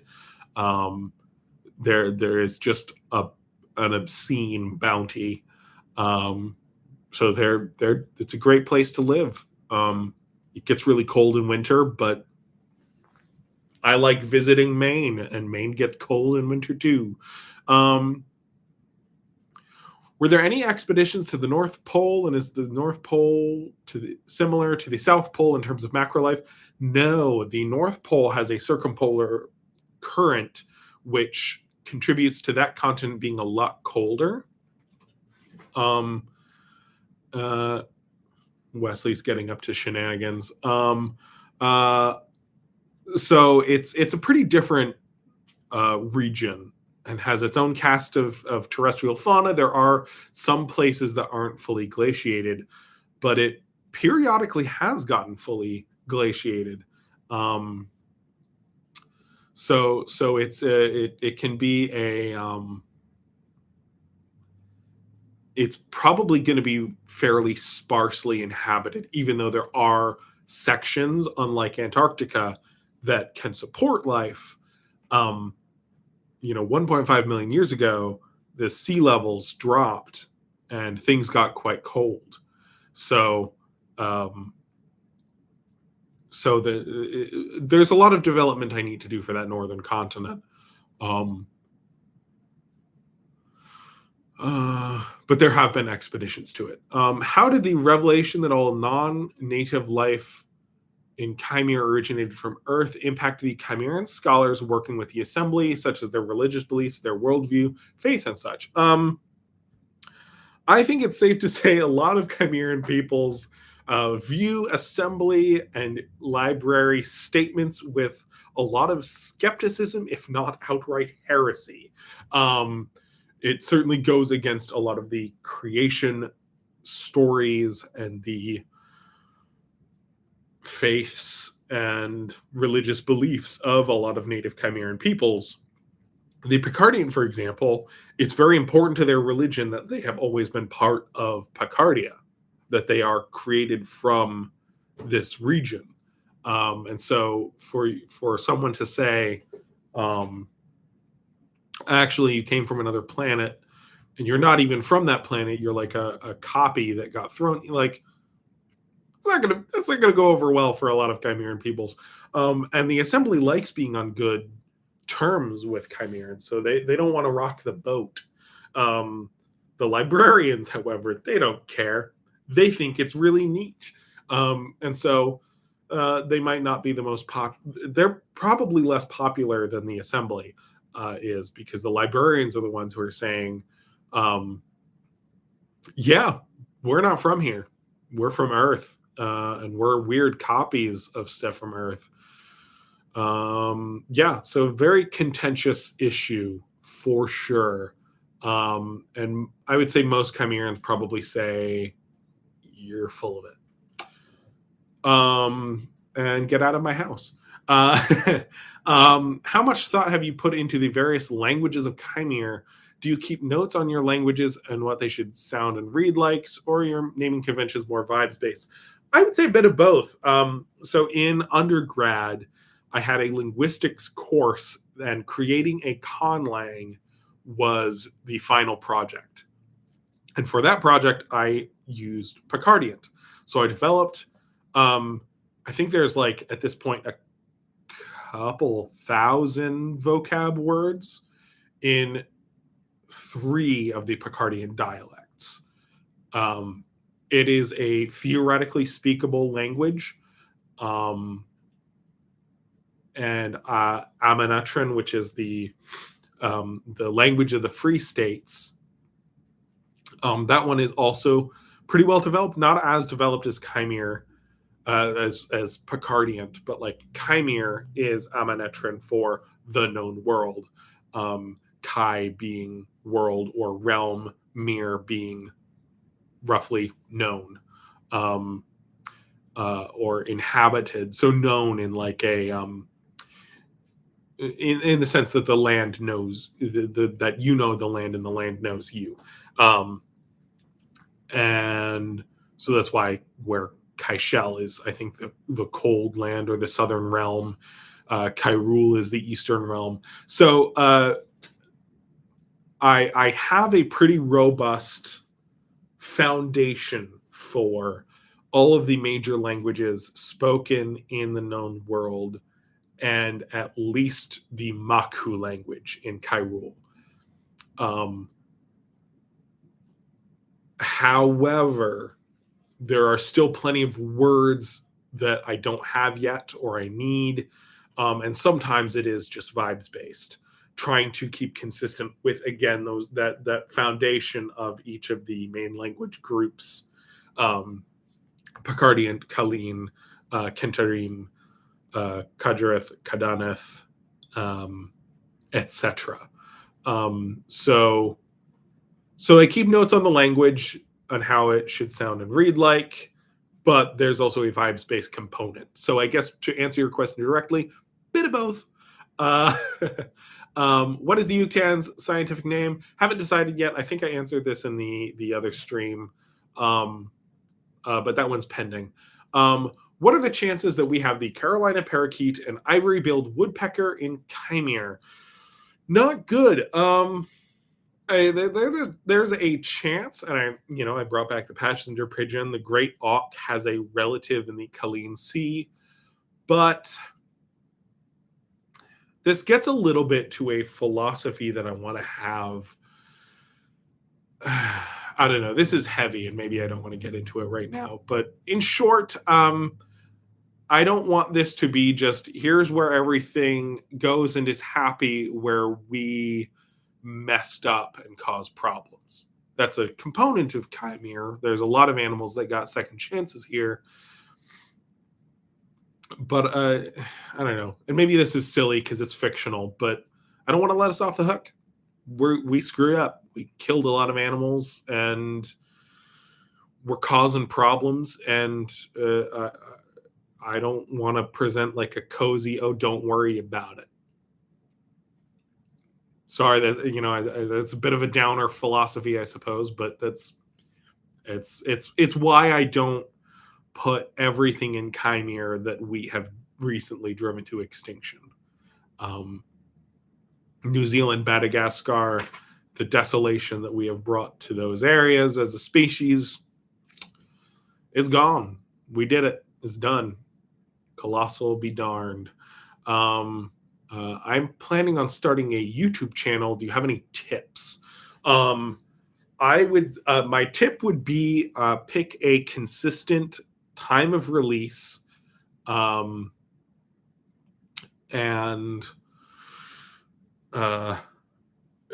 pick a pretty narrow niche. I mean, I don't follow those rules all the time.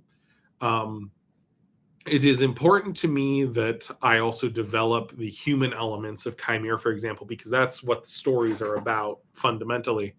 But I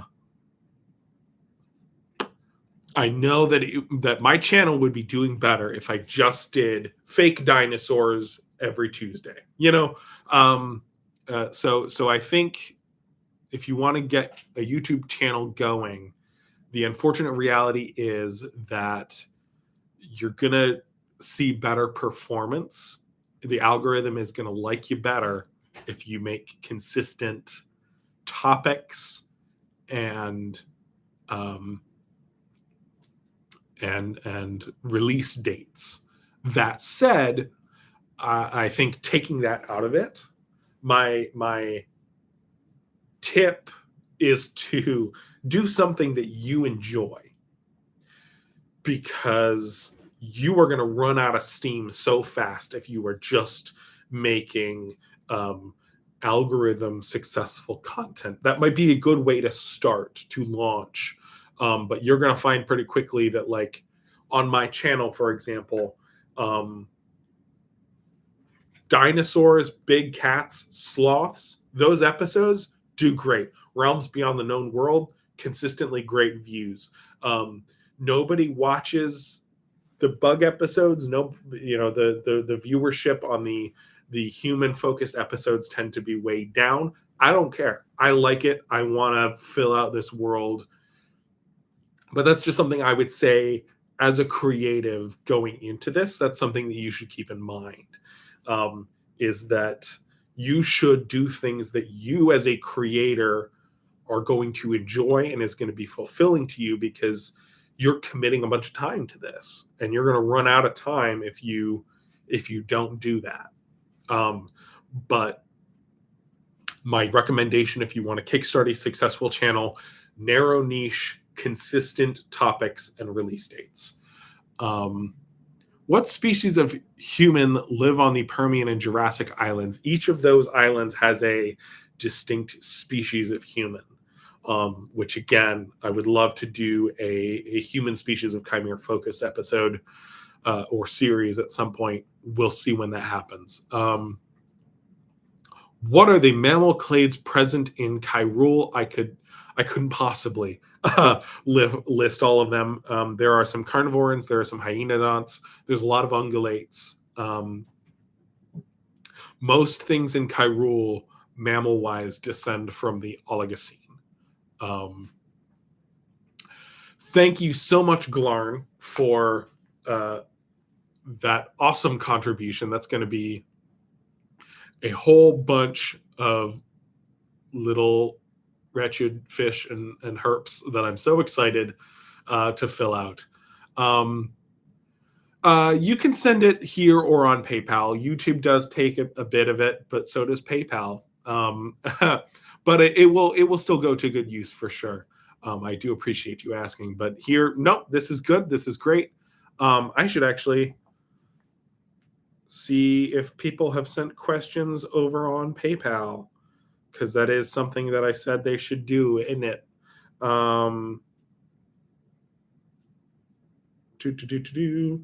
Transactions. Did people include Bakar Fable? Awesome. Cool. All right. Well, thank you so much for people who have sent to Venmo and PayPal. Did it crash again? I don't think it crashed. I think we're good. How are the nut snapper pterosaurs in Kyrule doing? They're doing great. The small, kind of more basal tapajarids who are focused on living in trees and eating fruit, they're doing great. They're loving Kyrule. There's dozens, if not hundreds, of species over there. What is it about Kurajaku that gives them a longer lifespan than other robust monarchs? Tonbaru is barely 50, and you've given mention of Kurajaku over a century old. They're built different. I don't.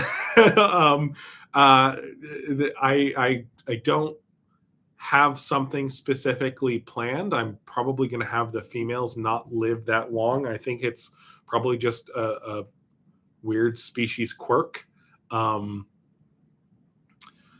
If memory serves, for example, female orcas can live a tremendously long life. There are matriarchs that I want to say have been estimated to be in their 70s. Don't quote me on that. That's something I read like a decade ago. But I believe, some species are. So all that to say, I don't have like a planned justification for it. They're just built cool. Will there be any other lineages of pterosaurs aside from tapajaras, ajdarchids, and neuronathids, and nyctosaurs present in modern times? Yes, I have a lineage of pterosaurs of the assembly doesn't know what their phylogeny is, but there are a lot of really little guys, kind of seabird songbird niche. I mentioned them early on in the Lost Hellfighter. I think they may have been mentioned in one of Argonite's stories. Might be the one that I haven't published yet, so I suppose that's not tremendously helpful. But yes, there's a lot of pterosaurs of unknown phylogeny.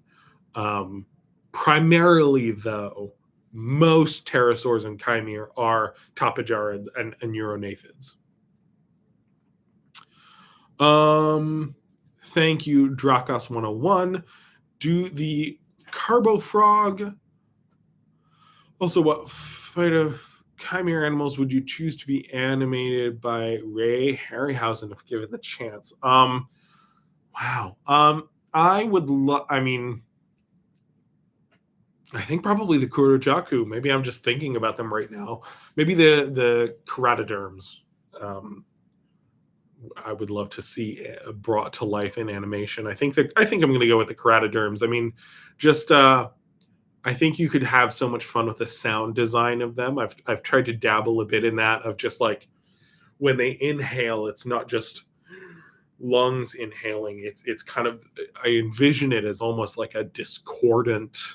You're going to hear almost echoing throughout the full. So I think you could make a really eerie animation with some sound design for that, and just playing up how stupidly large sauropods could be.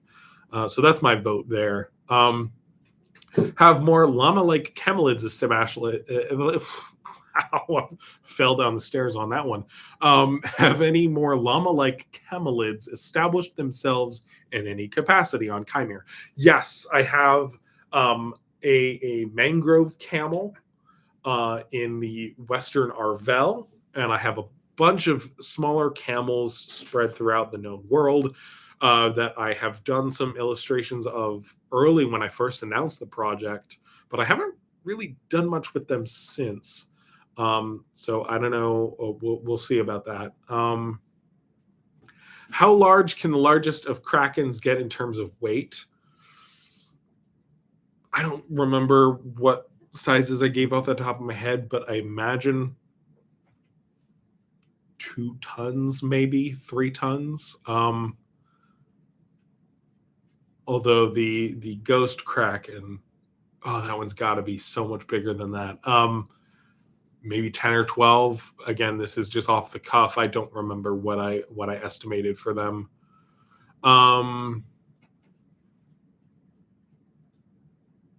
Will you make more tutorials besides the one? I already answered that one.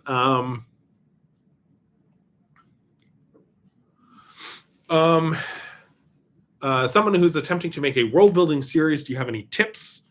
On YouTube, again, I think probably your best bet is to have a bit of a backlog of episodes before you go live so that you can have a consistent release schedule. So if you have an off week, if you I've had my recording software kill recordings. I've had construction happen just like all throughout this week. I was planning on doing some recording, but I haven't been able to because there's been construction just down the road. So having a backlog set up, and again, as I mentioned before, the consistent release schedule, I think, is going to do you a lot of favors.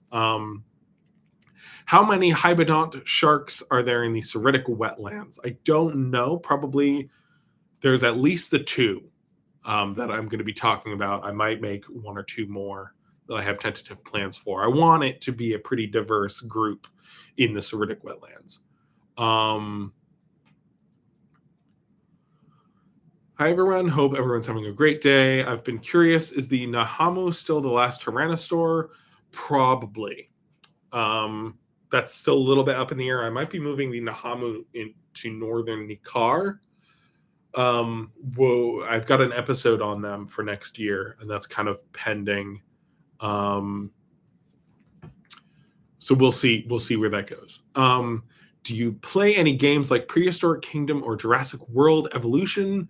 And should I try to figure out modding them to add the animals of Kaimere?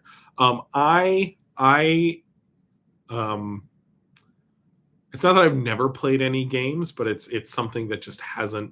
It wasn't a big part of my childhood growing up. My parents had a couple computer games, but we weren't exposed. Like, we didn't have any consoles or anything like that. So as a kid, I played a lot of Zoo Tycoon. I dabbled in Civilization and Age of Empires. These days, I've played a few sessions of Mount and Blade Warband. That's one I was introduced to in undergrad, and I like going in there now and then. It's basically like Risk, but you make a character. And then you're fighting your pitched battles, and it's a fun time. And then Baldur's Gate 3 I can play on my Mac. My friend and I just did a big session of fighting goblins last night, and it was a great time. I have not played Prehistoric Kingdom or Jurassic World Evolution. They look really neat, and I know I would love to do that at some point. It's mostly just a matter of time, and when I have time to have, usually my girlfriend and I are going to play a board game if I have time. If I have time to do a game, that's more what would interest me is a board game, or again, my friend and I might play some Baldur's Gate here and there. And then I have a weekly D&D game as well. So I don't really have any games, and I haven't played either of those. I've seen footage, though, and they look really cool. Quick question that's more or less directed to the rest of the audience. Has anyone yet noticed? Well, maybe the only current canon frog. Yes, it is. It is in one of Dynamo's illustrations that he did for one of my Picardiant episodes. I also have a second frog that's going to be being released with the Fable of Fai Zhemi, and I'm probably going to do a couple others as well. I'm also wondering what has stopped some creatures from crossing the equator into Ni'Khar if some of the animals from Earth could deal with some climates.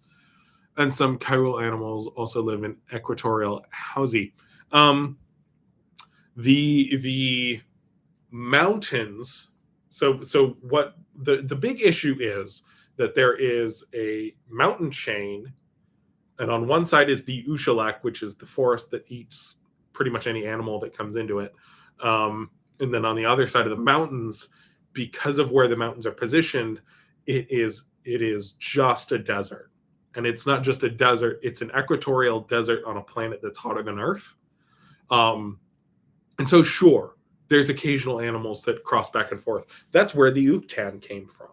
That's where the uktan got to Kairul in the first place before coming back. So there is periods of interchange. A lot of it might just be as simple as there were a couple really lucky storms that got over the Ushalek forest and watered that expansive desert. So it's not a barrier strictly, but it's just so darn hot that most animals that try to cross it die. They just do. So that is what has stopped a lot of them crossing. Not everyone makes it. It's a roll of the dice. The zentaur have not spread north, for example. And so that is what stops creatures, is that most of them don't make it. It is a very challenging barrier to cross the equator in a way that we don't really experience here on Earth, although it's worth mentioning up until kind of recently, Earth was very cold, and so it was easier to cross north and south of the equator. It does seem that, and again, I'm talking trends here. I'm not talking absolute. Keep that in mind. But there is a general trend throughout much of Earth's history that the equator has been a barrier, not an absolute barrier. It's not a wall. It's not something that nukes things that try to cross, but a trend. As a trend, it prevents a lot of back and forth. You see that in a lot of cetaceans, a lot of whales. Only during the Pleistocene could they cross kind of back and forth. That the equatorial waters were generally seem to have been warm enough that it, again, didn't prevent, can't stress this enough, don't take me out of context, but that it is a consistent trend that it was harder to move back and forth. So that's also happening in Kaimere, is that there, I think I have seen a lot of comments that seem to misrepresent what I've said about it. It's not a absolute barrier, but it means that there is a lot less interchange north and south of the equator. And this is also the case in Kairul. There's a species of uktan in the north, and there's a species of uktan in the south. And they sometimes cross and interchange, but not tremendously so. The fenrir's, there's only one species of fenrir that has gotten north of the equator. It's very hot. It's very difficult for them to cross back and forth.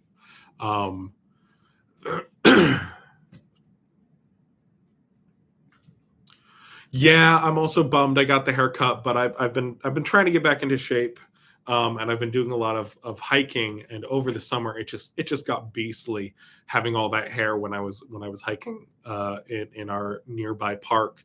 I like long hair. I probably will grow it out again, but yeah, that is why my hair is short. Is it got too hot, and I'm out of shape, so I'm trying to do a bunch of hiking and get back into good condition, but moving around so much has made it very warm and hard to endure. So I got the haircut, and that actually did help quite a bit, shedding heat from up top. If Madly Mesozoic or Vividin made a video dropping a creature into Kaimere, what would it be and where? I mean, I would be excited to see whatever they want to play with. I think that'd be I like seeing people explore these kind of what ifs. So I think it'd be awesome to see what folks think various fictional creatures would be impacted. I think Kaimere is a pretty easy setting to explore that because that's kind of the core conceit of Kaimere is fictional creatures. Not fictional. Wow. Sorry, I've got a terrorist. Buddy, get off my shelf. Whatever, he doesn't care. Oh man, he's gonna knock so many things over. Okay. But yes, that's the core conceit of Kaimere is flora and fauna from throughout time kind of thrown together in this new context. So I think it'd be very I would happily support and view if they or other channels that want to explore that concept want to dabble. Is there a lore reason why animals like the Gurkhan and Acridodon haven't crossed into Hyrule and Ni'Khar respectively? Same with shark-toothed Belosaurs from Hyrule to Ni'Khar. Again, it's not a secret reason. The lore reason is luck. Most things don't. You gotta have a really good drive reason to cross 3,000 miles of desert, much of which rivals Death Valley in terms of heat. A lot of the times these are migrations that happen because there's a cool or humid window, and if there's vacant niches when these things come around, like the uktan, for example, its predecessor, a styraconychid, was on its last legs. Or actually, it might be a true megaraptorid. I haven't decided what that's going to be yet, but it's dead. Who cares? So sometimes things will come and have an easy time establishing a new niche. But like maybe the Gurkhan came down and found out that its niche in the south is occupied by giant buffalo. What are you going to do? Is not able to outcompete and establish itself. Shark-toothed Belosaurs, maybe a couple got down, but they weren't able to outcompete the Harkundi. It can be a real roll of the dice who makes it and who doesn't. Can you give some tips for how to make a proper sapient creature? It depends a bit on what you want to do. I like the idea of human levels of intelligence in non-human creatures. But if you want your sapient or sophont creatures to have human levels of intelligence and lifestyle, I don't think it's unreasonable to think that there should be some anatomical convergence going on there too. There's a reason that a lot of the very intelligent animals in Kaimere only started making really sophisticated tools once they came into contact with humans, and it was driven by competition with us, encounters with us. The Notsokidyu, the sophont pterosaurs, the flightless pterosaurs, have really big claws and a very powerful beak.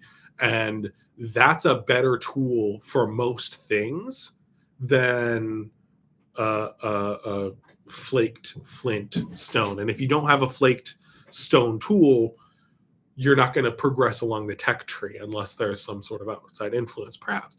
And so that's part of why I was fine making them not tremendously human. But if you want to make a proper sapient creature that is very human analogous, I would suggest that some anatomical convergence, have them with not many natural weapons. Don't give them claws. Don't give them fangs. Make them comparatively weak such that they need to develop more sophisticated tools and weapons. Because if you don't need the starting point, you're not going to develop the tech tree. It's just not going to happen. If you have obsidian that's better than copper, you're not going to develop sophisticated metallurgy, because the starting point that you have in the obsidian is better than the starting, so it's something to keep in mind. Would be my recommendation. All of this with the caveat that I'm just a guy. Are there any other dwarf species of human on Kaimere aside from the Horus children still living? Yes. I can expand upon that more down the road, maybe. We'll see. The fantasy dwarf analogs are Chimerans. These are the mountain Telmeid, who on average are among the shortest of Chimerans, especially those in further south. Are there any stegosaurs in Kaimere? And if not, how much would it take to bribe you to add them? Joking for the last part. There are no stegosaurs. Stegosaurs are donezo, extinct, gone.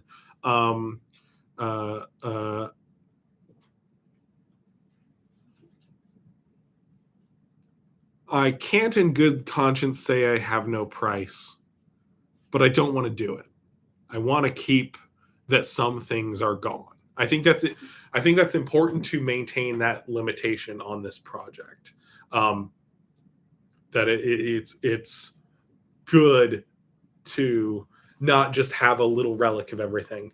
And I know that there are stegosaur fans and spinosaur fans that want that, but you know what? I think other projects should explore those. Kaimere should not have everything. It's already got a lot. Guard geese, I love guard geese. They would be a good pterosaur deterrent. What are the archetypical animals of Kaimere? That'd probably be the big megaraptorans, I think. Would be my guess. Do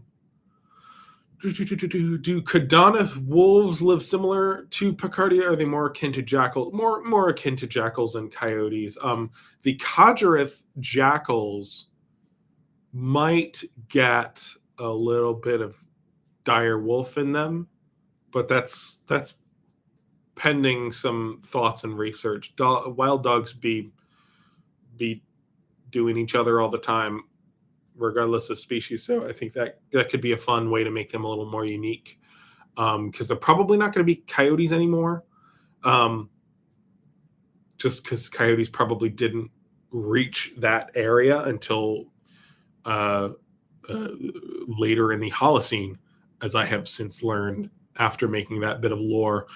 Beside the megaraptoran, who is more likely to hunt the lunar olifants? The Bokodu or Komukabawe. Komukabawe are too far south to encounter the lunar olifants, so that would be the Bokodu, although they're also pretty rare in that region. Really, they're hunted by uktan. Do the shorter lifespans and lack of hereditary magic of the peoples beyond the known world mean that the Industrial Revolution is possible there? Possible, yes. Not probable. There is one region in southeastern Kyrule that might be approaching it, but that's something that I will unpack more throughout the series, and so kind of put a pin in that concept. It's certainly possible, but the long lives definitely inhibit a lot of that, because like if you have the equivalent of generational wealth throughout your own life and you're living pretty well, why would you go work in a factory? There's a lot of modern it's just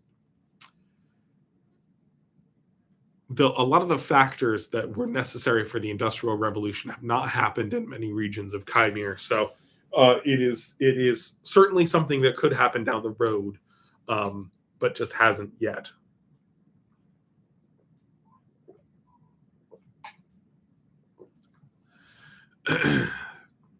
Now you're making me scared of orca witches. There are orca witches, so be afraid.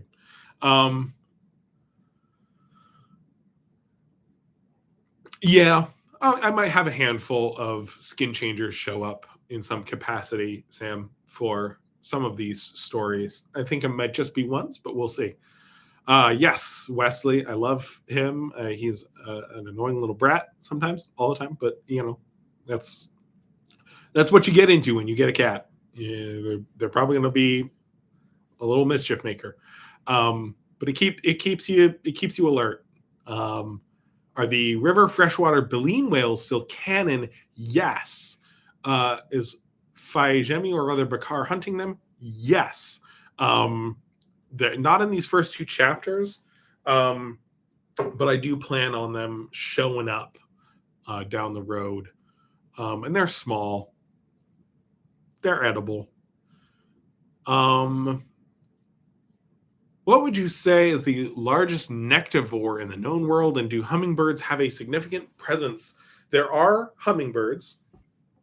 I do have plans for a nectivorous pterosaur from that clade that I mentioned earlier that is of lineage that the assembly is not quite certain on. I don't know what the largest would be, so I don't feel equipped to answer. He just knocked something over. I don't know what that would be yet, but it's probably going to be broadly similar to whatever largest nectivorous animal is on Earth. Barring study, I just feel like that's it is generally safer to abide precedent we have in our own world, be it modern or fossil record. Could it be possible to have 2 species of lunar olifant, one browsing, the other grazing? That would be a means by which I could keep their tusk configuration. First time watching live. Love your work. Thank you so much. If one of Heshekrata's offspring or descended made their way south and combined the size genes with the fat-heavy diet of the South, how big would that thing get? I probably broadly. I mean, I based Heshekrata on a hypothetical study suggesting what would be the biggest probable T-Rex. So I would say probably around the size of Heshekrata. She is already quite hefty, getting big on a diet of sloths and titanosaurs. So I think she's still about the upper end of plausible, maybe a little bit bigger, but not much. Do uktan ever visit the wetlands? Yes, but as I mentioned earlier, I think before you got on the stream, if I do that plot point, it would probably be a zentaur because they are more common. Also, have there been attempts to bring the passenger pigeon to Kaishel? Not attempts, but they might have gotten there on their own. Probably are other similar birds, though. I think those are probably just endemic to the known world. I've been looking into the series Dinosaur. The high ruling race are dragons. The dragon goddess brings life to our world. That sounds cool. That it's not one I'm familiar with. This is a series you're working on. I see. Gotcha. Well, cool. Congrats, and I hope it goes well for you. Are there any known instances of animals in Kaimere suffering magically infected induced gigantism, and if so, adapting to it to create a new species? Typically, those animals are not going to be around long enough to reproduce. It happens. It has happened in one particularly famous case, albeit with some influence of domestication, but generally animals like Death Walks on Broken Wings that are magically influenced to be large and voracious are not actually that attractive to healthy animals. His design is one of a subadult pterosaur that is just enormous, too big to fly.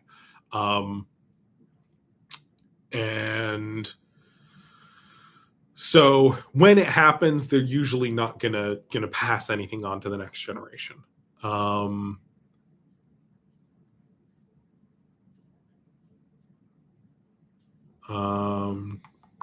Love the map. Thank you so much. This is a map that I made.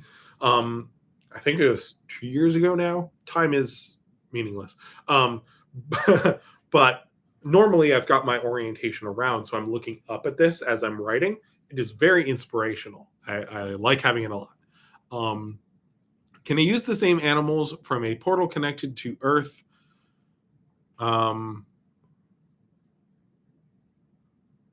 Concept that Kaimere has for my project.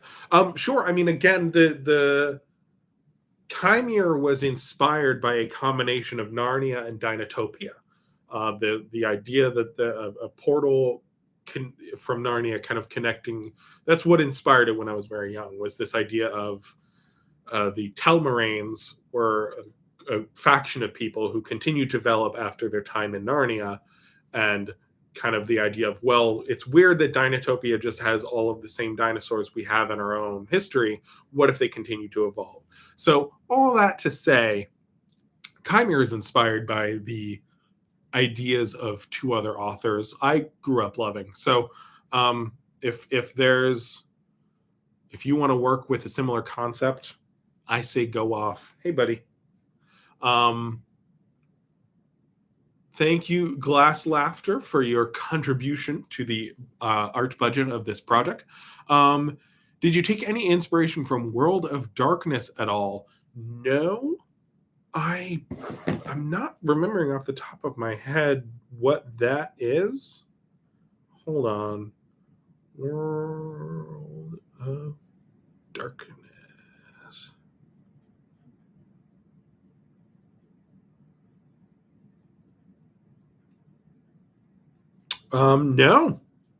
No, I have not, but that sounds cool just from a quick look at it.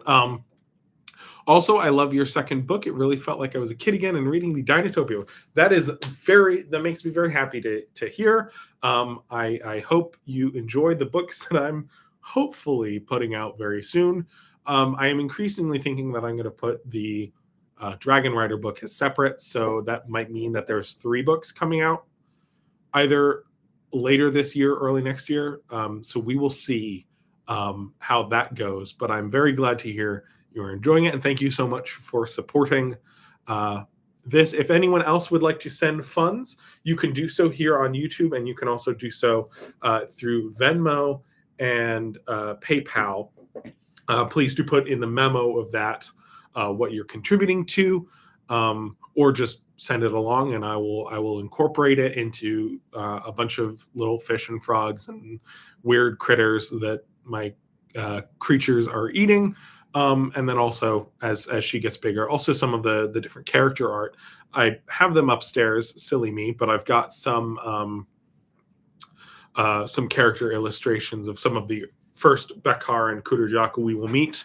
I've also started some of the fish species that we will meet, so you'll be seeing a lot more of this in the weeks and months to come as you're following me on social media. Literally everything that migrates to Hyrule becomes big, and it is a recurrent trend. Although it should be mentioned that I do have a bias toward the big and exciting in my episodes. So there are lots of small creatures in Hyrule as well. Have you thought about the place east of the Silverback Mountains? Is that where the Ushalek is now? In the southern hemisphere it is, and then the northern hemisphere, that's a separate jungle that I've done a bit of work on.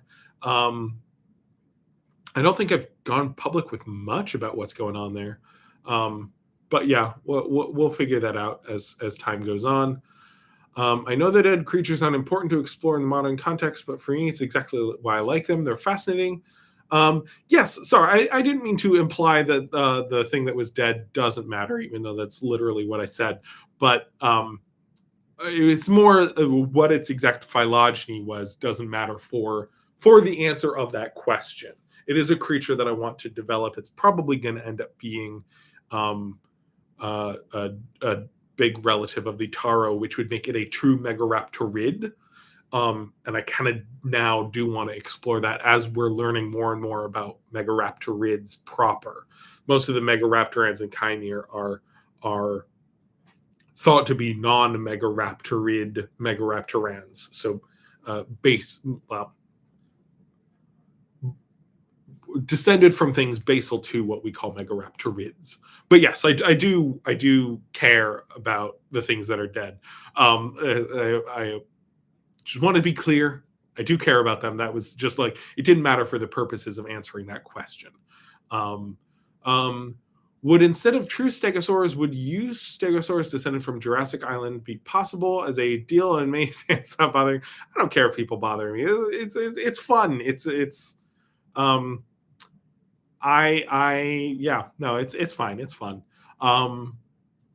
And also the Thescelosaurs have some stegosaur-like members, so I feel like you still get a little bit of that Diracodon kind of vibes.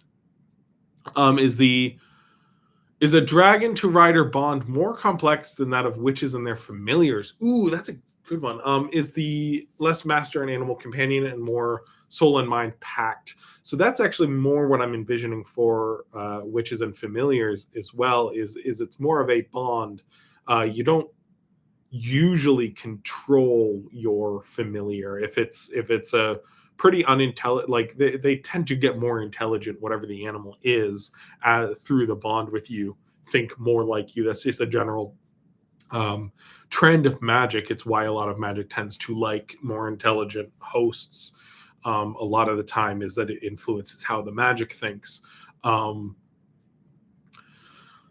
it's probably very complex, a bit more complex, because the dragons are already a pretty intelligent species. They're not, I would say, broadly analogous to dogs. So they are already intelligent enough to be trained and tamed to a degree if you have the sufficient resources and don't mind getting asphyxiating venom sprayed in your face now and then. So it's definitely better if you are a dragon rider. So yeah, I would say it's analogous to the conventional familiars. Keenan, I want to keep myself down to earth, if not completely include everything. Meanwhile, the fandom me as well. Shut up. Yep, no, fair enough. Shut up and take our money. Wait, is this the same region as the Great Seridan live? No, so this is about the industrial peoples. No, it's opposite ends of the kind of arc of Kyrule. So the Seridan would be on the east, and the Hashain peoples are on the eastern end of the Western Peninsula. I realized I phrased that poorly, but that's kind of the region that they're going to be. They're not going to be industrial on a modern level, but they have larger populations with something approaching industry. Well, thank you so much for joining, Sam. You've contributed quite a bunch here, and I very much appreciate it. Debating adding stegosaurs to my seed world. You should do it. More stegosaurs in seed worlds.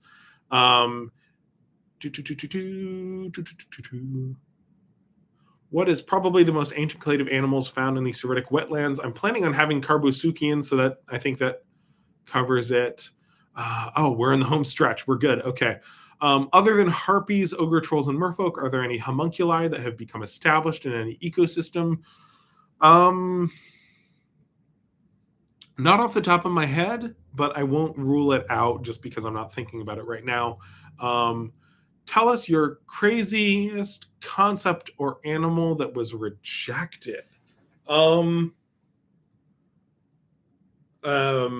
first one that comes to mind was the Motomazor used to be a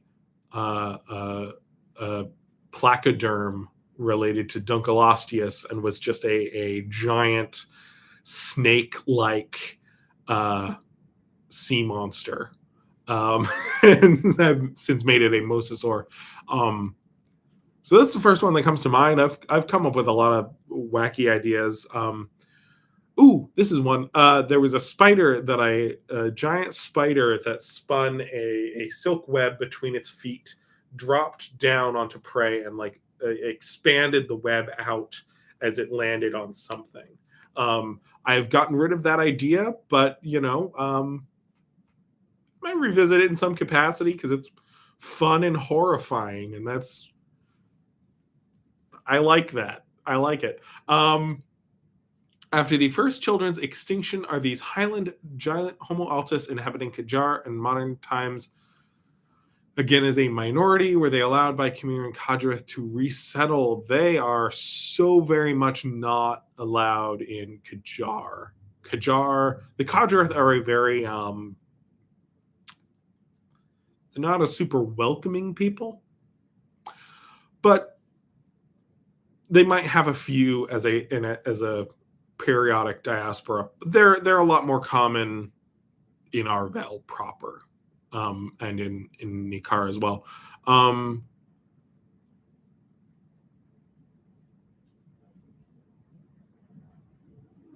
Is the sauropotamus as on site as hippos? I think they're probably not as aggressive. To my understanding, hippo aggression is really driven by water defense, and so that probably isn't as much of an issue for sauropotamus, at least in most of their range. But they're probably pretty aggressive. I mean, the females especially are protective of their young, so I imagine are going to be quite aggressive.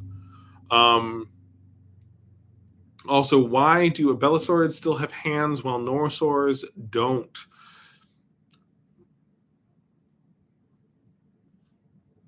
Luck, mutation, I don't know.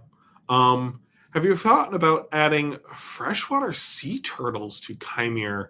I saw them in the book, The World of Kong. Did you get any inspiration from that book? I've never considered that. That sounds like a pretty fun idea because a lot of sea turtles already eat things like seagrass, I believe. So the idea of one that feeds on reeds and stuff, that's a pretty cool idea. In the World of Kong, I read some of that book at a Borders in the local mall early on.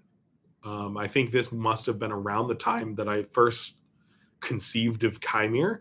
So I don't remember many specific things from that I liked and incorporated. I think that was more of a setting concept that I was inspired by than any specific creatures in that. Like, for example, I remember thinking when I saw the movie, I just assumed those were Abelisaurids because of the location, but they're actually supposed to be descendants from T-Rex or something like that. I read it over the course of an hour in a mall Borders, so I didn't absorb the whole thing by any means. I wish I had picked it up. I think that probably would have been beyond my allowance at the time, but I probably could have. I'm sure if I had asked my parents for a loan of sorts, they would have given it to me. Because right now it's like $200 to get a copy, so that's not going to happen. But yeah, no, I've definitely got inspiration from that book, more in the broad strokes than any particular creature. I mean, really, the stuff in the movie I think stuck with me more than anything in the book. But the book it was awesome, But no, nothing specifically. But that is a really cool idea of the freshwater sea turtles. I like that quite a lot. What made you change your mind on Allosauroids surviving into modern Kaimere, and what prevented them from getting to the known world? It was mostly just a general, an observation of the general trend of Coelurosaur replacement, which is probably more driven by the Cretaceous thermal maximum, to my understanding, than anything else. So I could have had allosaurs survive, and I do have some Carcharodontosaur allosauroid of some sort lasting in eastern Hyrule. So you still have some representation, 3 species. That's not bad. What prevented them from getting to the known world? Geography and megaraptorans and tyrannosaurs,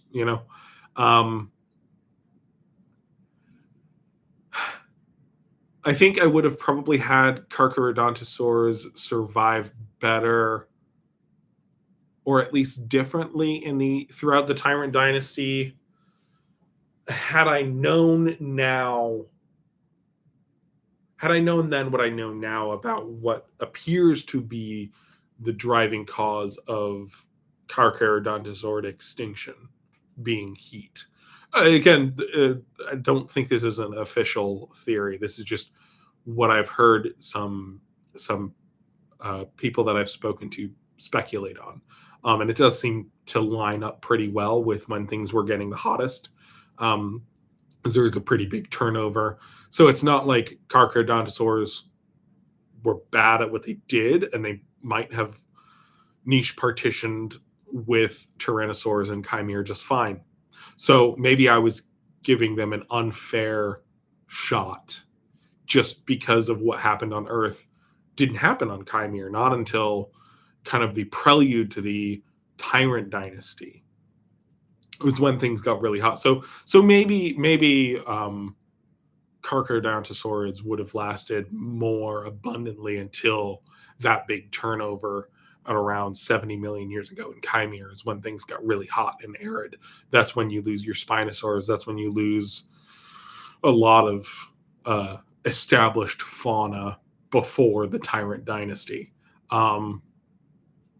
So they might have done better if I had continued things in a different direction. I'm curious about why you decided that stegosaurs weren't going to be in Kaimere, given that they're such popular dinosaurs. I think that's probably a factor. I mean, the stegosaurs certainly used to be part of Kaimere. I think it is, as with many things in Kaimere, is less an indictment on stegosaurs and more just the consequence of how the portal works. I mean, it periodically devastates. Kaimere has its own mass extinction events, and before a new status quo can be established, you have an influx of new things, and especially in Hyrule and the known world, things that have access to the portal. That's part of why mammals are doing so well in the known world, is that they're the ones that keep getting replicated and given a head up.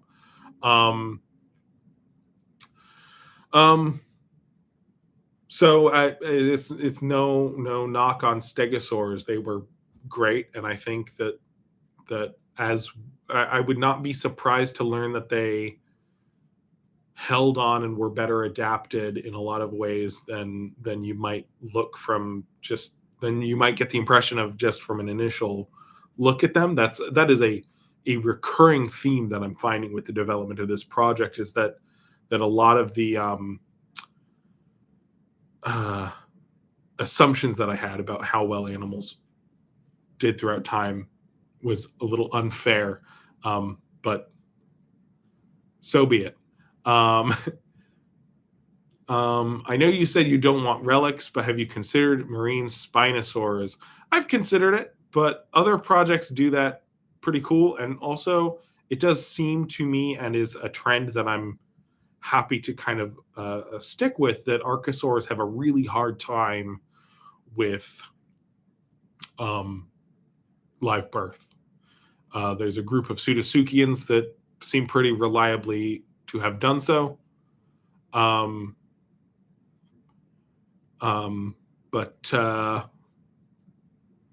I'll leave that to other projects. I think I like the idea that Kaimere archosaurs are pretty restricted in that sense.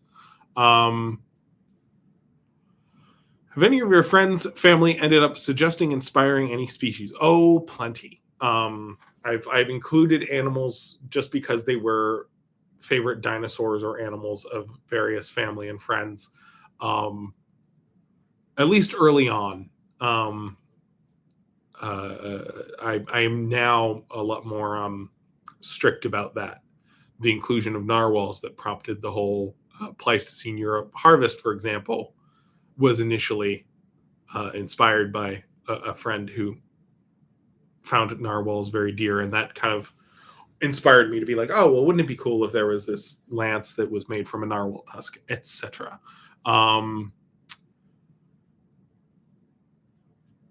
Avenge the stegosaurs of Kaimere and transport them to other seed projects. Please do. Genuine question, could we expect any ballads after the main megaraptoran focus to alive ones like the Ceridens or extinct? I'd be open to it. That's quite far out at this point. But I would certainly I think it would be cool to explore, especially living non-megaraptoran big predators. Are there any trilobites in the Seridic Wetlands? Probably not, as that region had a pretty devastating extinction event 6 million years ago. But there might be a couple that have recolonized from other freshwater environments. What would be the closest analog to a chimeran dodo? I'm sure that there are islands beyond the known world that have similar flightless birds, but a lot of the islands in the known world are actually close enough to the mainland that bigger, more dangerous things can island hop.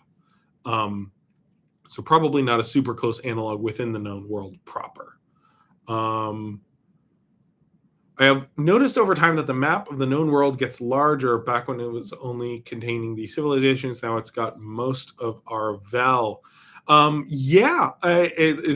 this one here is like trying to encompass the regions that most of my stories take place, with the obvious exception of realms beyond the known world. The known world still does kind of mostly encompass this area, but we see other regions. In the thumbnail picture of the Pleistocene North African harvest, we see a hinterland giant Homo altus welcoming two recently replicated Homo sapiens. Why such behavior? Because not everyone's some people are nice, and you like to imagine that happened now and then. Sure, there have been conflicts between human species, but sometimes people are more welcoming and chill, and you want to believe that. What was the general response of the hinterland giants to the newly arriving species? And probably analogous to human species throughout Earth's history. Sometimes cohabitation, sometimes exchange, sometimes violence. UHC has an entire video going over the Skull Island book if you're interested and got 2 hours to kill. I've watched quite a few of his episodes as I draw. He does great stuff. I will probably look at that at some point. It'd be cool to see. Again, I would also just love to get my hands on that book at some point, but it's not a super high priority at the moment. Thank you very much for your thumbs up and appreciation. Has the fact that the ceratopsids, not ceratopsians as a whole, is near exclusive to Laramidia Sinoceratops, being the only named one outside of them, affected any designs you have for them? Yes, absolutely. I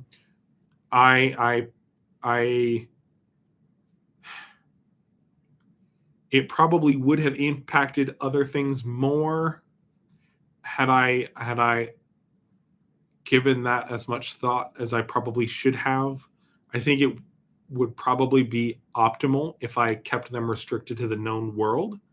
But I didn't. I've already put them in Hyrule, so that's something I need to reckon with, and probably as a consequence of the portal used to be part of Ni'Khar and Hyrule. Like, it would span between them while the continents were much closer. So that's probably the explanation I'm going to go for is they are pretty endemic to southern Ni'Khar and southern Hyrule on the Western Peninsula. Because it does seem that they were not great at dispersing, but they were staggeringly successful where they were. Why were they so successful? That's something I'm not equipped to say right off the cuff without looking into it or consulting. But it does seem like they had a pretty narrow range, and that's something that I do want to reflect in the project. Very successful, but kind of narrow. Are common cockatrices present in Qajar? Yes. What prevents it from being dominant over lions there? Size of lions is probably something to do with it. Sociality, which is something they can't really invest as much in other regions. Do you think keratoderms would have done well had they been placed in North America during the Oligocene? Sure. Might have gotten cold over time, but yeah, I think so. Was the Arvel pouch lion once present in some capacity in Qajar prior to the first children? If yes, what prevented the species to recolonize Qajar, given the burrowing sloths and black sloths as well? They were once present in some capacity. What prevented them? People with spears, probably. Just the reality. A lot of animals just haven't made it over the wall and successfully established a population. Maybe lions just got there first. Sometimes it's as simple as that. It's not like the Lacaleo, the Arvel pouch lion, is bad in any way. Oftentimes, who gets there first is established as a successful population. Just luck of the draw. That is a pretty recurrent theme, is that Kaimere is not always the success of the most logical, best fit, so much as, the cheetah could well have outcompeted the Varicet, but the Varicet happened to recover amidst that interchange first. Not an indictment on cheetahs. Cheetahs are great, but you don't win every roll of the dice. I was just wondering, the guard geese ancestry, how are ornithomimids, and dinochirids doing in Kaimere? Put a pin in that. We'll talk about it later, maybe. Is there a lineage that nature has tried to best to destroy but still manages to survive? None that I can really think of. Are mythical creatures that you want to include that you haven't found a way to include yet? No, it's one of those things where I will periodically, I know a lot of various mythical creatures. I like to learn more, and if I develop a creature that reminds me of one of them, I will give them that name. But I tend not to create a concept and then try to fit it in. I used to do that more often, but now at this point in the project, I'm more trying to develop organically and fill in as we go.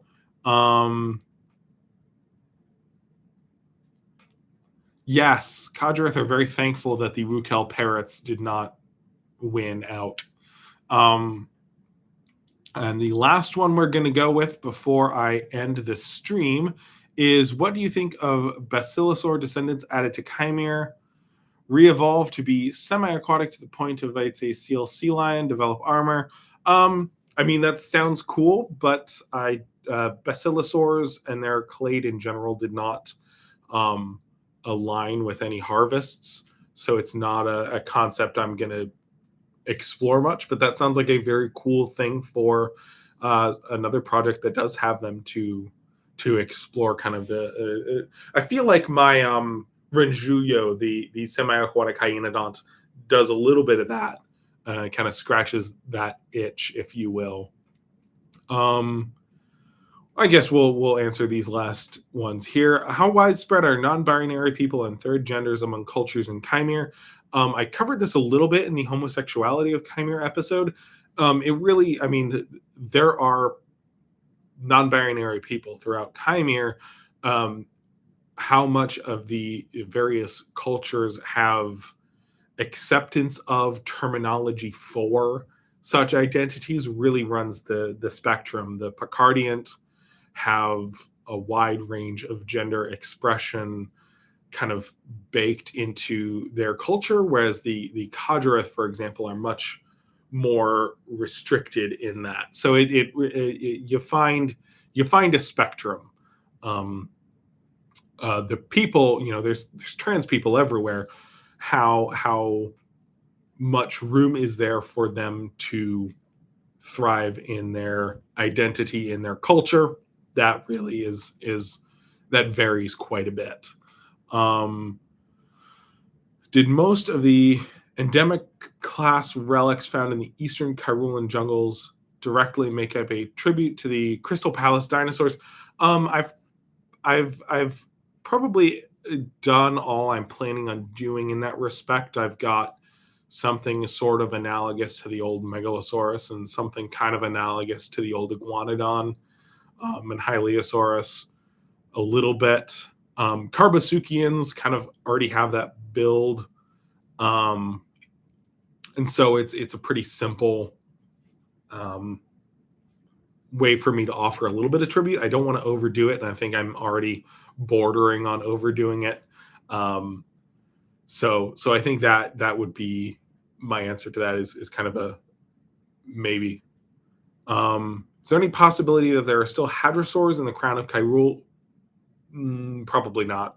Probably not. I don't want to rule it out just yet because I've still got a couple of things I'm working on, but almost certainly not. What animals of Earth would be weirdest to Chimerans?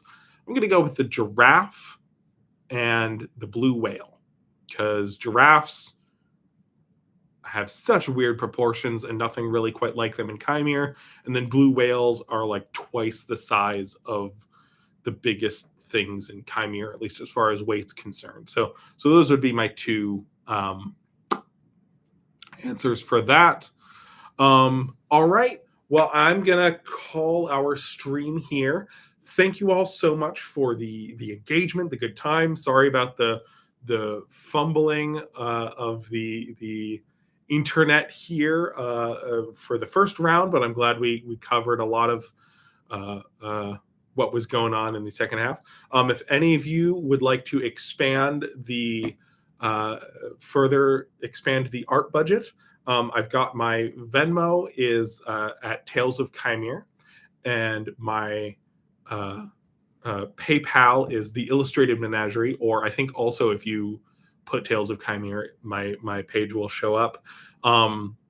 Those will go to bolster the art budget of the Fable of Fai Zhemi, to show a lot more of the flora, the fauna. I want to show more plants this time around, and creature characters throughout the series. So please do, if you are so inclined, please do send that along. Thank you all so much for watching. Thank you so much for everyone who contributed. A great time was had. Thank you all, and have a wonderful day. Cheers, folks.